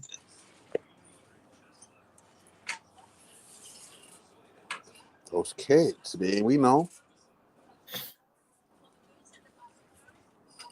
Going crazy. Something, nigga, because it's either that or these parties he's talking about, right? First, any man that's right. My fault, not to cut you off. Any man I would have heard Beyonce say that to a little girl, do you think this looks sexy? Niggas would have said, well, what's wrong with you? She's 13. Why are you asking her that type of question for? That's what anybody with any type of morals or principles would have said. But peep how he said it happened. Remember, he said they was drinking, then they started dancing, and then he got hot and he went to go sit down, and then out of nowhere, these kids came out of nowhere and sat down next to Beyonce. And got his ass on the tape. Yeah, so basically she sat down in between him and Beyonce. And she said sexy. So maybe that was a test bubble for him. Like she said something outrageous to see how he would react. And another question is, how was you able to get that close to sit next to Beyonce? Because he was living there. You don't remember that? He was living with Jay-Z. Oh, he was living with Jay-Z. Yeah, he was wearing his clothes and everything. Oh, yep. Yep. So I already proved my example. So you just as guilty. You just as guilty. Why are you speaking up now to try to protect yourself before he come out on you or something? Like, I don't know, bro. Or like she was saying, he really need to check. He really do, like, he need money. That shirt look dingy. The bed is crazy. Like, the nigga is up here. Yeah, like, you know what I'm saying? Nigga, you've been living with him for this much years. Now you want to come and talk. Think of it, but remember this. The first thing he said was they was drinking. We know what happens with the Diddy parties when you drink the juice. Them spiked bottles. We know they spiked his shit. Okay, so he said they was drinking. He got hot, a side effect of ecstasy. He sat down. That conversation evokes. He alleges that Beyonce says that the girl was sexy, alluding that she was sexy. We know he dude just said they give out test bubbles, right? Dude walks up to him and says, "Aren't 14-year-old and attractive?" Beyonce's way of doing it was, "Ain't she sexy?" See what you saying, what you gonna do?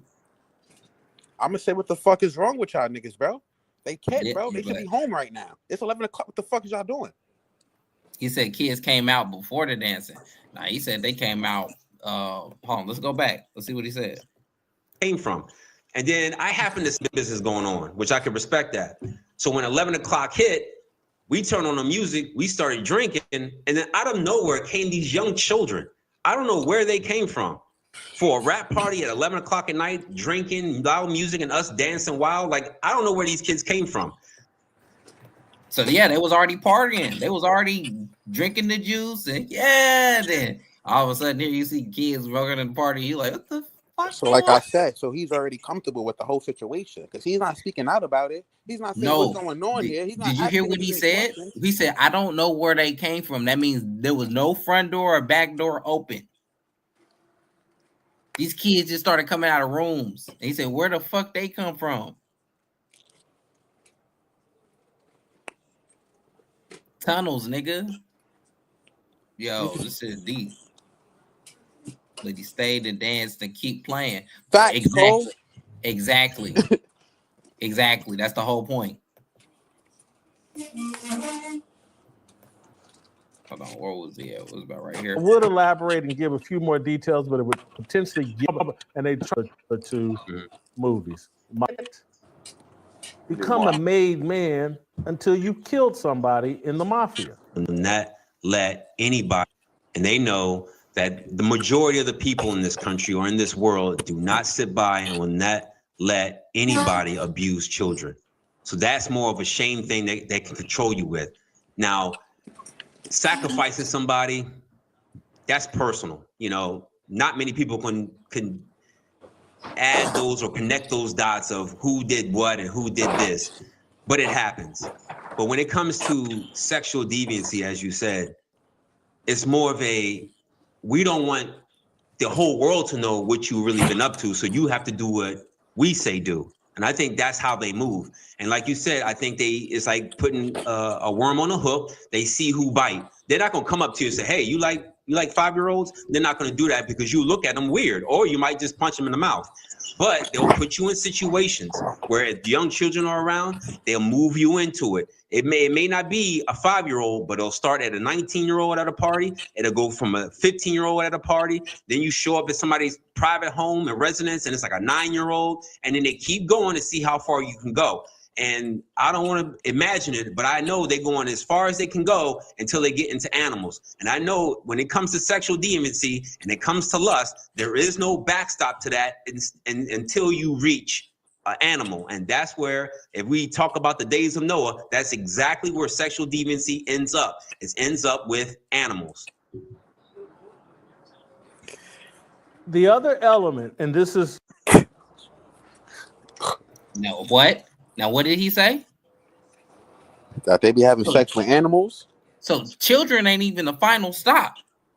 We thinking children the worst thing these niggas gonna do. Now they going after your pets. They like, yeah, let me house sit your dog. Going crazy on Fido. They bring a whole new definition to give a dog a booty. Niggas is having sex with what?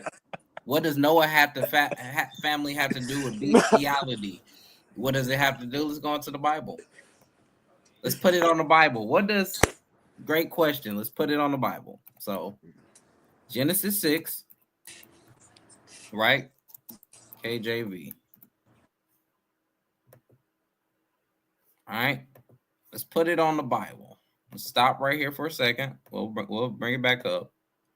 Let's go to the Bible, all right? Genesis 6, all right? What does bestiality have to do with Noah? All right? So before the flood, this is what happened. This is why God flooded the earth, right? And it came to pass when men began to multiply on the face of the earth, and daughters were born unto them, that the sons of God, the angels, saw the daughters of men, that they were fair or beautiful, and they took them wives of all which they chose. And the Lord said, My spirit shall not always strive with man, for that he also is flesh. Yet his day shall be 120 years. This is when God constricted our lifespan to 120 years because we decided to have children with the sons of God. There were, now, peep this. It said the sons of God, and they chose daughters of men. So all angels are men. Let's get that understood. Every angel and every angelic being is a man. They saw the daughters of men, that they were fair, beautiful, and they took them, married them, wives, all of which they chose. And the Lord said, my spirit shall not always strive with men, will not always be with man, for that he is also flesh, yet his days shall be 120 years. Verse 4, there were giants in the earth in those days, right? The offspring of the women having the babies of the sons of God. There were giants in the earth in those days. And also after that, when the sons of God came in unto the daughters of men, when they impregnated the daughters of men, and they bare children to them, the same became mighty men, which were of old, men of renown. So your Hercules, your all them, the Zeus's and all that stuff, the Tsukiyomis and all that stuff, Vishnas and Shinras and Son Gokus. That's where all this stuff comes from. And God saw that the wickedness of man was great in the earth, and that every imagination of the thoughts of his heart was only evil continually. This is what does Noah have to do with people having sex with animals? And God saw that the wickedness of man was great in the earth, and that every imagination of the thoughts of his heart was only evil continually. And it repented the Lord that he had made man on the earth. When he says I made man, he means man and woman. He had made man on the earth, and it grieved him at his heart. And the Lord said, I will destroy man whom I have created from the face of the earth, both man and beast, and the creeping thing, and the fowls of the air, for it repenteth me that I have made them. Huh? Because everything was defiled. They had children with the angels. The giants came. They started having all manner of anything they thought. Genetic splicing, transgenderism, like all this stuff it happened before, bro. But Noah found grace in the eyes of the Lord. These are the generations of Noah. Noah was a just man and perfect in his generations. I mean, his DNA was sound. He never mutated. And his perfect in his generations, meaning as he lived righteously unto the Lord. He never partook of nothing what everybody else was doing on earth. He stayed to himself. And Noah walked with God, right? And Noah birthed 3 sons, Shem, Ham, and Japheth. The earth also was corrupt before God, and the earth was filled with violence. And God looked upon the earth, and behold, it was corrupt, for all flesh had corrupted his way upon the earth. And everything was fighting. And God said unto Noah, the end of all flesh is come before me, for the earth is filled with violence through them. And behold, I will destroy them with the earth. Make thee an ark of gopher wood. Room shalt thou make in the ark, and shalt pitch it within and without with pitch. And this is the fashion or the manner which thou shalt make it of. The length of the ark shall be 300 cubits, the breadth of it 50 cubits, and the height of it 30 cubits. So what is a cubit? Let's see.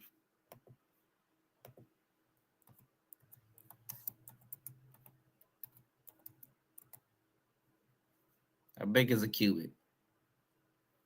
18 inches, 46 centimeters, right? So that's a cubit. Let's see. He said the length of it is 300 cubits, right? So 18 times 300 is what? Let me see. Let me pull up on my phone. 18 times 300. 5,400.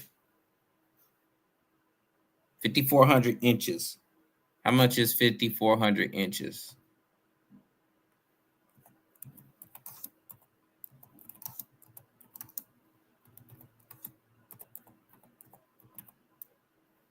In feet.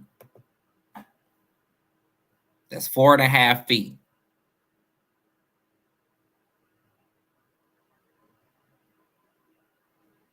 Zero, zero. That's 45, 150, 400. That's 4,500 feet. That's 4,500 feet. How much is 4,500 square feet to a mile to yards? That's 500 yards. It's 500 yards, right? So let's go 500 yards long. Make the go for wood fashion. The breadth or the width of it was 50 cubits, so 50 times. They keep begging you to click this link, Crisis. Which link? I don't know.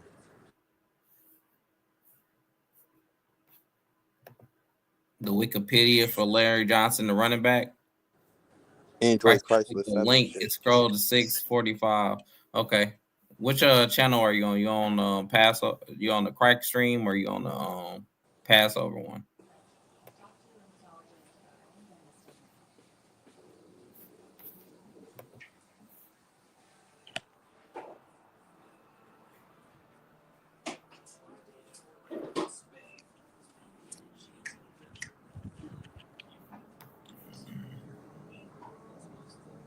You on the crack stream one? Okay.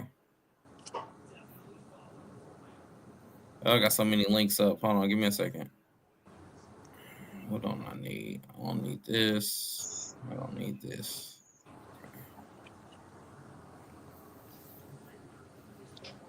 Let me see. Let me see. They saying Tooth is live going in right now. Yeah, he live.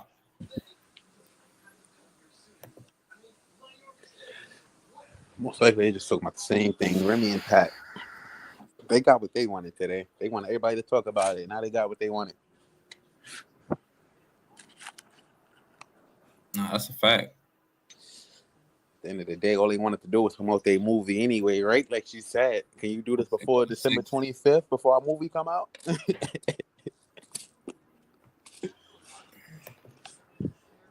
Hold on.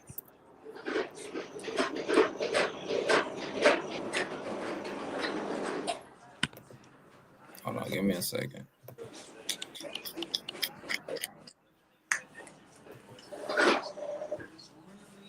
You said scroll to where? 651, I think, right? Okay. Yeah, scroll to 651. Got you. Yep, 650. I got you, Android.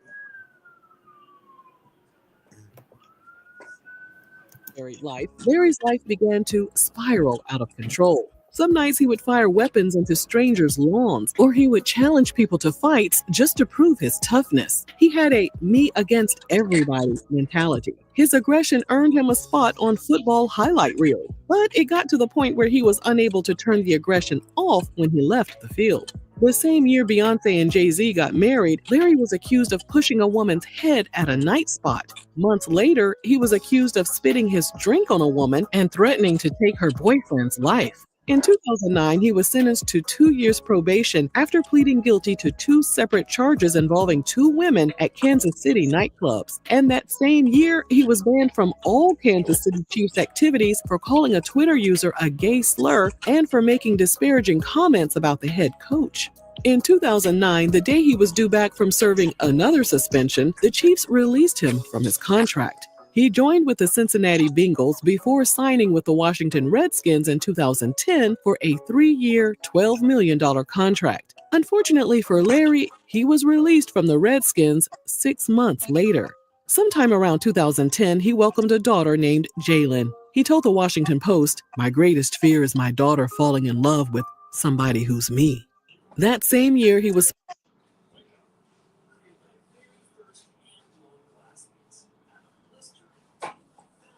You muted, yeah.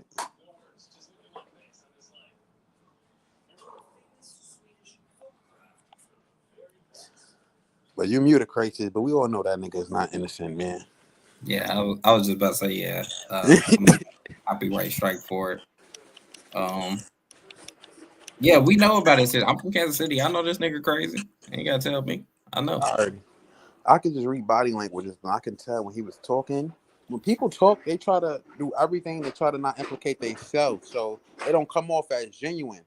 Versus somebody who just don't give a fuck, bro. If they got nothing to hide, they just gonna however it sounds, it's gonna sound that way. Yeah. When they get hiding shit, they should. What's 900 yards? I mean 900.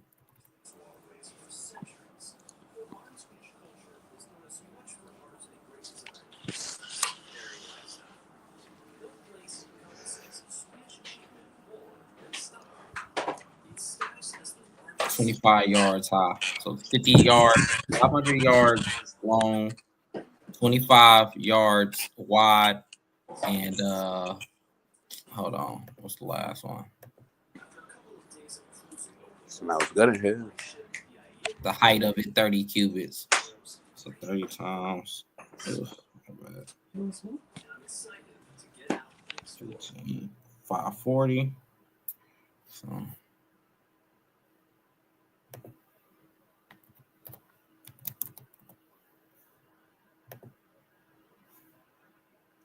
15 yards high. So 500, 500 yards. The Noah's Ark was 500 yards long. What was the other one? 45 yards wide. And what's the last one? Well, it was like 10 yards high, 15 yards high. That sounds about right. Made of gopher wood. He made rooms within. A window shalt thou make to the ark, and a cubit shalt thou finish it above. And the door of the ark thou shalt set in the side thereof with lower, second, and third story. So it's 3-story ark. Shalt thou make it.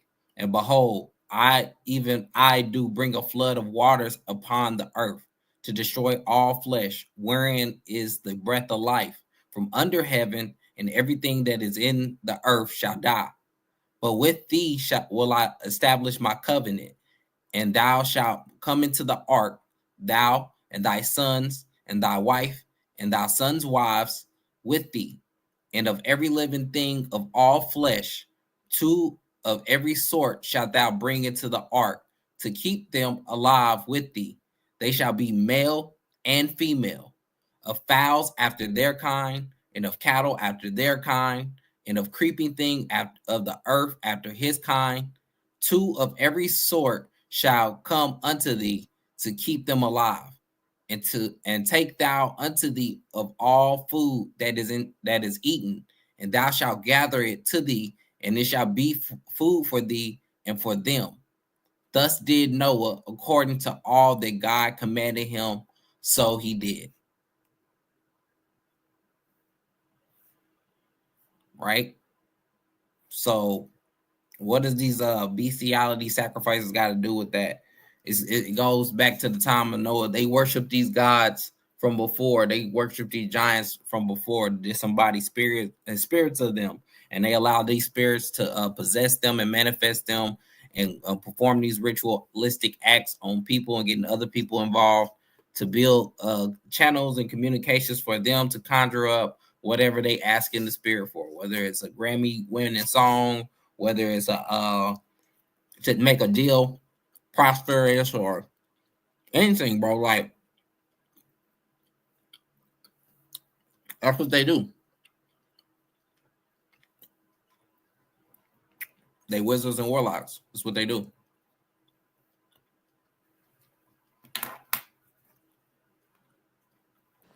And they all guilty, man. They all guilty.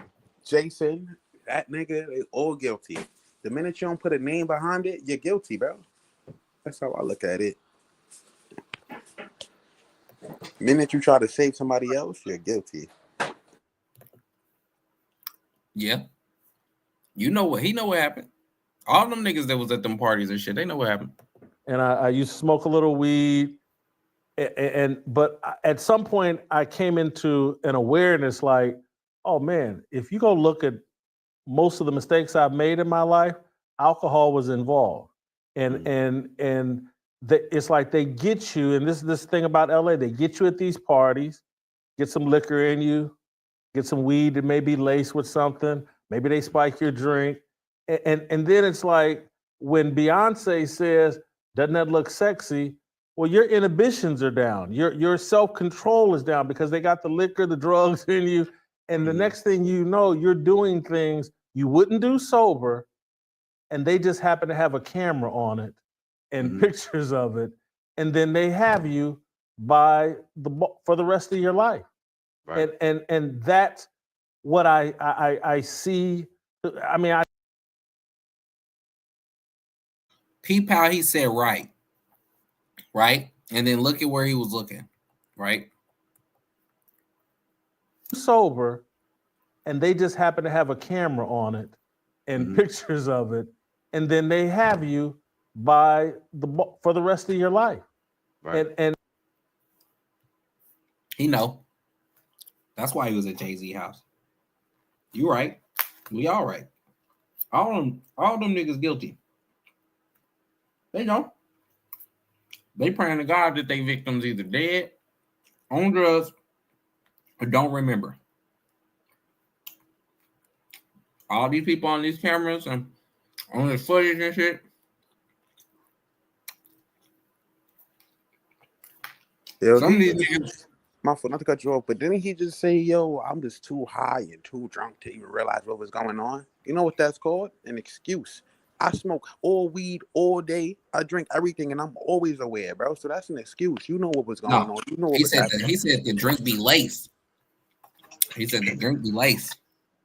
So he know they lace drinks now. So now he implicating himself. So how you know the drinks be laced? Unless you personally seen him.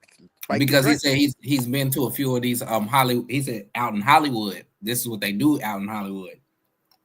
But you only know that. Party, give you some drinks. But you only know that if you personally seen somebody do it, right or wrong. Yeah. So the way they be describing it, like we know. So I want to know, was you the one that was lacing the drinks? That's my question now.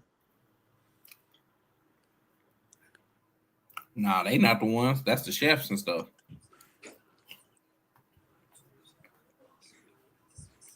Everybody on camera doing something. That's what I mean. Like, yo.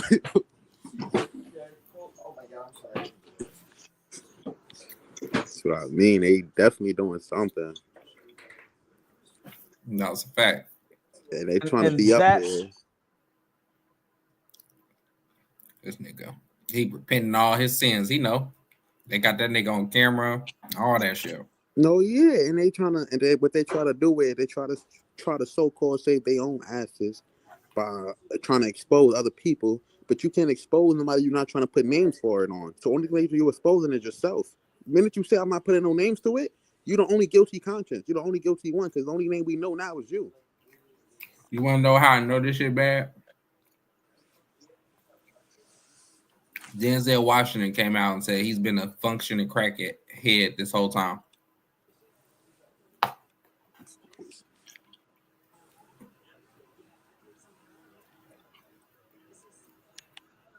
He said it.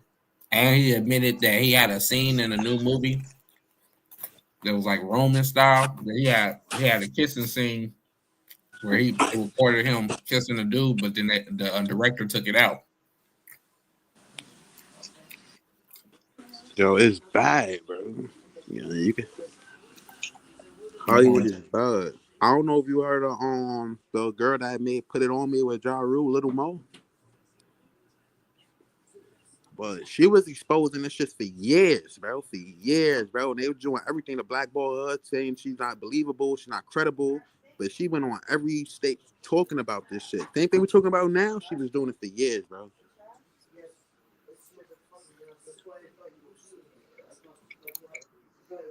That's a fact. You tried it, or he ain't warning people. That's what I mean. Like, he know what drinks is laced and all of that. Well, he did just kiss a man for That's a fact. What I see, I mean, I just, not to go to, but it's just like, I look at the dude, what, Baby from Cash Money. I'm like, he's kissing all these dudes in the mouth, and he got this prison mentality. I'm just like, all these guys, they're not in control. They accept the money, and then they promote the wickedness. It's very, once your scales come off your eyes, it's so easy to see. And I'm glad you connected it to the Bible, because that would be the last thing I would want to bring up. It's like, if you look at the story of Moloch and just how child sacrifice, Leviticus, just go to Leviticus, child sacrifice, it's always been a part of the devil's plan. And again, that's why the Bible will tell you there's nothing new. We keep thinking all this stuff is brand new. No, man, they've had different forms of this since the beginning of time, and we just can't see it. If you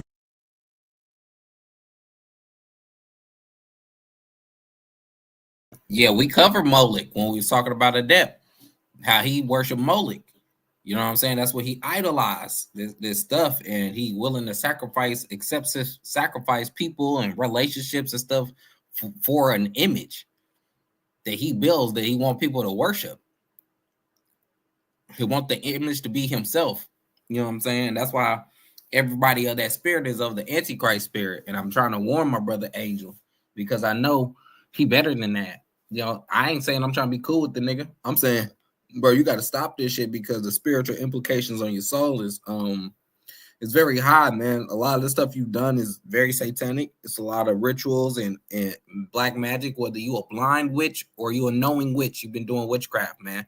You got to stop that shit, bro. Your little symbols and your logo, you're going to have to change that up. The little 111, that's 666 in the Hebrew, bro. If you say that you believe in God, bro, you would change that. That's not even the discussion. Whether you knew about it or not, you would get rid of that. You know what I'm saying? Like, all that type of stuff, like the ones in the chat, nah, man, that stuff got to stop, man. Stuff is satanic. The shit is demonic. You know what I'm saying? Most people don't even know that. I didn't even know that until we really thought about it and was debunking it over here. And I'm like, yo, god damn. You know what I'm saying? And it's crazy, because it's like, to see this stuff, like, I know the niggas see the shit with Jay-Z and shit, but this shit, it be low-level witches too, bro. It be all kind of different rituals and stuff. Like I said, it's all about test bubbles and how far niggas is willing to go. Some people ain't willing to deal with children. Some people ain't willing to deal with a dog. Some people ain't willing to deal with a same sex. You know what I'm saying? But they might compromise in another way. You know what I'm saying? They might go out there and dress like they gay and shit like that and tell everybody they gay, but they not gay. You know what I'm saying? Just to like how Lil Nas X was saying. He's like, bro, I ain't gay. I was just about to say that, because that nigga got children. Yeah, he's like, man, I'm not. He's like, bro, but back and forth to each other. And he said plenty of times he really don't like the gayness act. He says that. They force him to do it, but he don't like doing it, though. Not saying that it's justified, because ain't nobody forcing you to do shit you really don't want to do in this world, but you just doing it because of the money at the end of the day. So it's... You remember what Brandon T. Jackson said after he was on that interview, when he was like, after he put on that Big Mama dress? Nah, what did he say? He said his life went to hell. Baby mama cheated on him, left him. Nigga, he was going through all kinds of shit. Like he said for other people, He said, they put on that dress and life is good. He said, I put on that dress. He said, God rebuked me. I said, look, nigga, you better quit playing. When you chosen, nigga, that's not a choice of you. How you gonna choose yourself, nigga? When you chosen, you got a purpose. When you created for a function, when your parents, you might not even know this. Your parents might have been worshiping the God and said, I'm gonna give this child to you, God, and you don't even know that. Facts. Because they ain't never told you.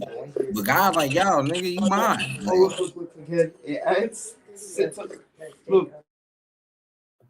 yeah, you know what I'm saying? It's just, you know, a lot of these situations, like, man, I'm just glad that we finally at an age where these things can come out and people can express themselves. If they're lying, let them be caught being a liar. But if they telling the truth, then I'm just glad that people are able to finally like get over this illusion of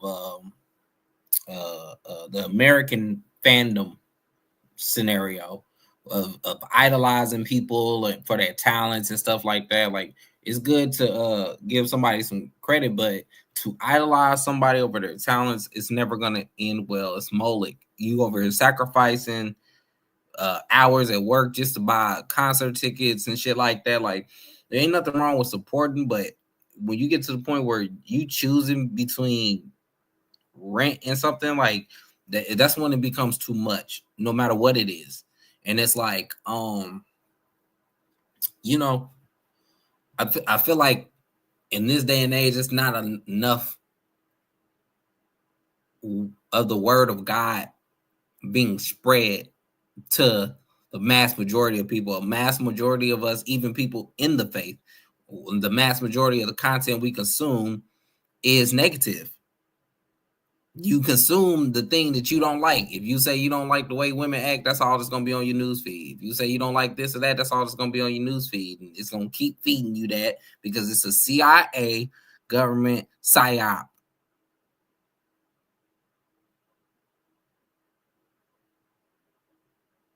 Willie Lynch. Anybody ever read the Willie Lynch letter? Matter of fact, let's go read the Willie Lynch letter. Let's see if we can find it. Go ahead and read the Willie Lynch letter. For those who don't know who Willie Lynch is.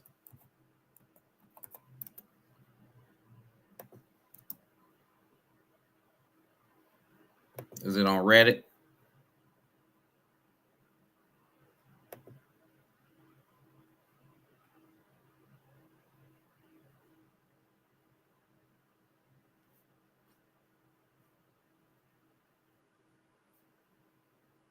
No, the Willie Lynch letter you should be able to type that in and that shit should pop up, nigga. Fuck is you talking about buying a bitch for $650? You think I'm gonna buy the fucking letter?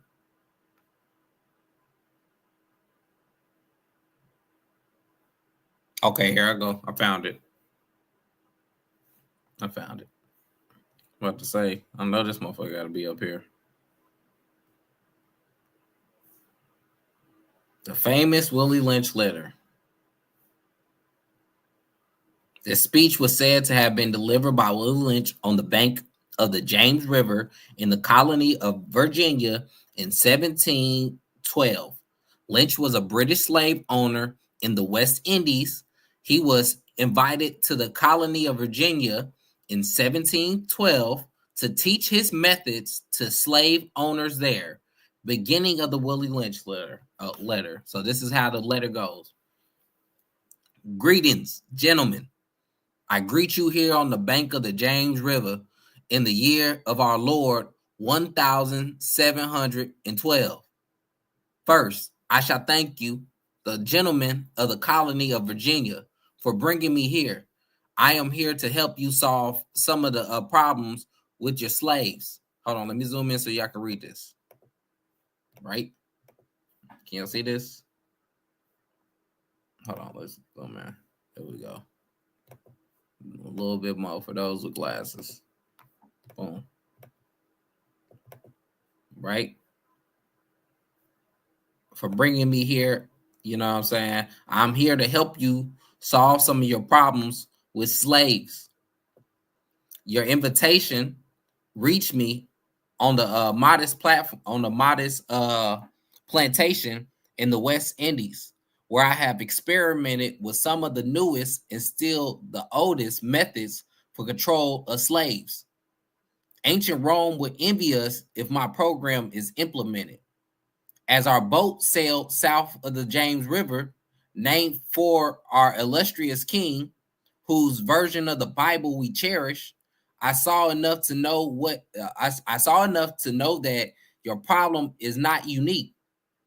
While Rome used cords of wood as crosses for standing human bodies along its highways in great numbers, you are here using the tree and the rope on occasions. I caught the whiff of a dead slave hanging from a tree a couple miles back. You are not losing you are not only losing valuable stock by hangings, you are having uprisings. Slaves are running away. Your crops are sometimes left in the fields too long for maximum profit. You suffer occasional fires. Your animals are killed. Gentlemen, you know what your problems are. I do not need to elaborate. I am not here to enumerate your problems. I am here to introduce you to a method of solving them. In my bag here, I have a foolproof method for controlling your black slaves. I guarantee every one of you that if installed correctly, it will control the slaves for at least 300 years. My method is simple. Any member of your family or your overseer can use it. I have outlined a number of differences among the slaves, and I take these differences and make them bigger. I use fear, distrust, and envy for control purposes. Now, what is he saying? So this is the first method he implements to keep slaves in line. I have outlined a number of differences among the slaves. So I say, oh, you rap like this. Oh, you rap like that. You top tier, you middle tier, you bottom tier, right? And I take these differences and I make them bigger. Oh man, you just a rookie. There's no way you could come in here and talking like that. You ain't got no rank. You ain't got no this. You ain't disciplined enough. Oh no, you ain't went through you ain't put the work, sweat, and tears in. You ain't like him. Oh, you ain't as see, he can come in as rookie talking like that because he's more talented than you. You need to get better, right? And I take these differences and make them bigger. I put them against each other. Oh, he think that I favor the light skinned one over him because he closer looking to me. Then when I'm in front of him, I'm a favor the light skinned one. But when the light skinned one get behind closed doors, I'm gonna treat him worse than I treat the other one, and I'm gonna make them hate each other. And I take these differences and make them bigger. I use fear, distrust, and envy for control purposes. I use fear, right? I don't want to say something because I'm afraid of getting doxxed. I use distrust. Oh, you shouldn't trust him. You should fuck with me more than them because he a punk. And envy, right? Oh, look at over there doing all that and stuff like that and this and that for control purposes. For what? Control purposes. For who? Control purposes. These methods have worked on my modest plantation in the West Indies, and it will work throughout the South. Take this simple little list of differences and think about them. On top of my list is age, but it's there only because it starts with an A. The second is color or shade. There is intelligence, size, sex, sizes of plantations, status on plantations, attitude of owners, whether the slaves live in the valley on the hill, east, west, north, south, have fine hair, coarse hair, or is tall, or short. Now that, so these are all the different things he divide us with: age, color, or shade, intelligence, size, sex, sizes of plantations, where you at your city or state, status of plantations. This is what my city do. Attitude of owners, right? Yeah, we own. Yeah, yeah, these people there, they've been owning in the community. Whether the slaves live in the valley, right? So if you live in the valley, you in the suburbs, on a hill, east, west, north, south, have fine hair, or they got silky hair, or coarse hair, or they got hair that can lock up, or is tall or short. They put up all these differences as a control method, a control method. You see what I'm saying? To keep us at each other's necks, right? To keep people blackballed to do this stuff in the industry. The black slaves, after receiving this indoctrination, shall carry on and will become self-refueling and self-generating for hundreds of years. Meaning we gonna keep hating on each other ourselves. We're gonna self-refuel it. We're gonna self-generate for hundreds of years, maybe thousands.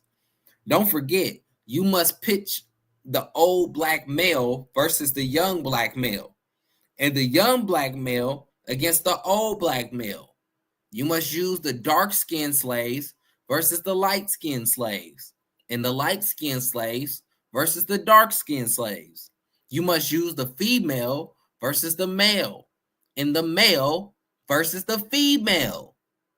You must also have white servants and overseers who distrust all blacks. But it is necessary that your slaves trust and depend on us. They must love, respect, and trust only us, the slave owners. Gentlemen, these kits are your keys to control. Use them.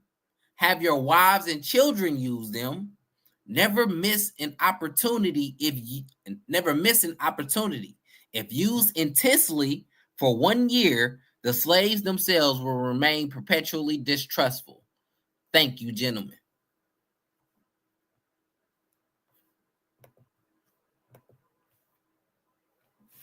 The stuff is systematic, man. All of this. This is why I tell Remy Ma and Papoose, work it out, man. Don't be stubborn. Don't fall for the Willie Lynch. Don't fall for the Willie Lynch. That's all it is. It's the Willie Lynch. It's to keep you separated, to divide y'all. Don't fall for the Willie Lynch. Y'all gonna fall for it today. But whenever y'all do some viewing, don't fall for the Willie Lynch. But all right, y'all. That's all the topics I want to cover this morning. It's now noon. Appreciate everybody tuning in for the show, Coffee with Crisis. Appreciate everybody pulling up. Appreciate everybody in the chat. God bless everybody. I'm about to get up out of here. Got some other stuff to do. Get my day started. So I appreciate everybody that pulled up. God bless y'all and y'all families. May y'all stay close to the Lord. Yeah.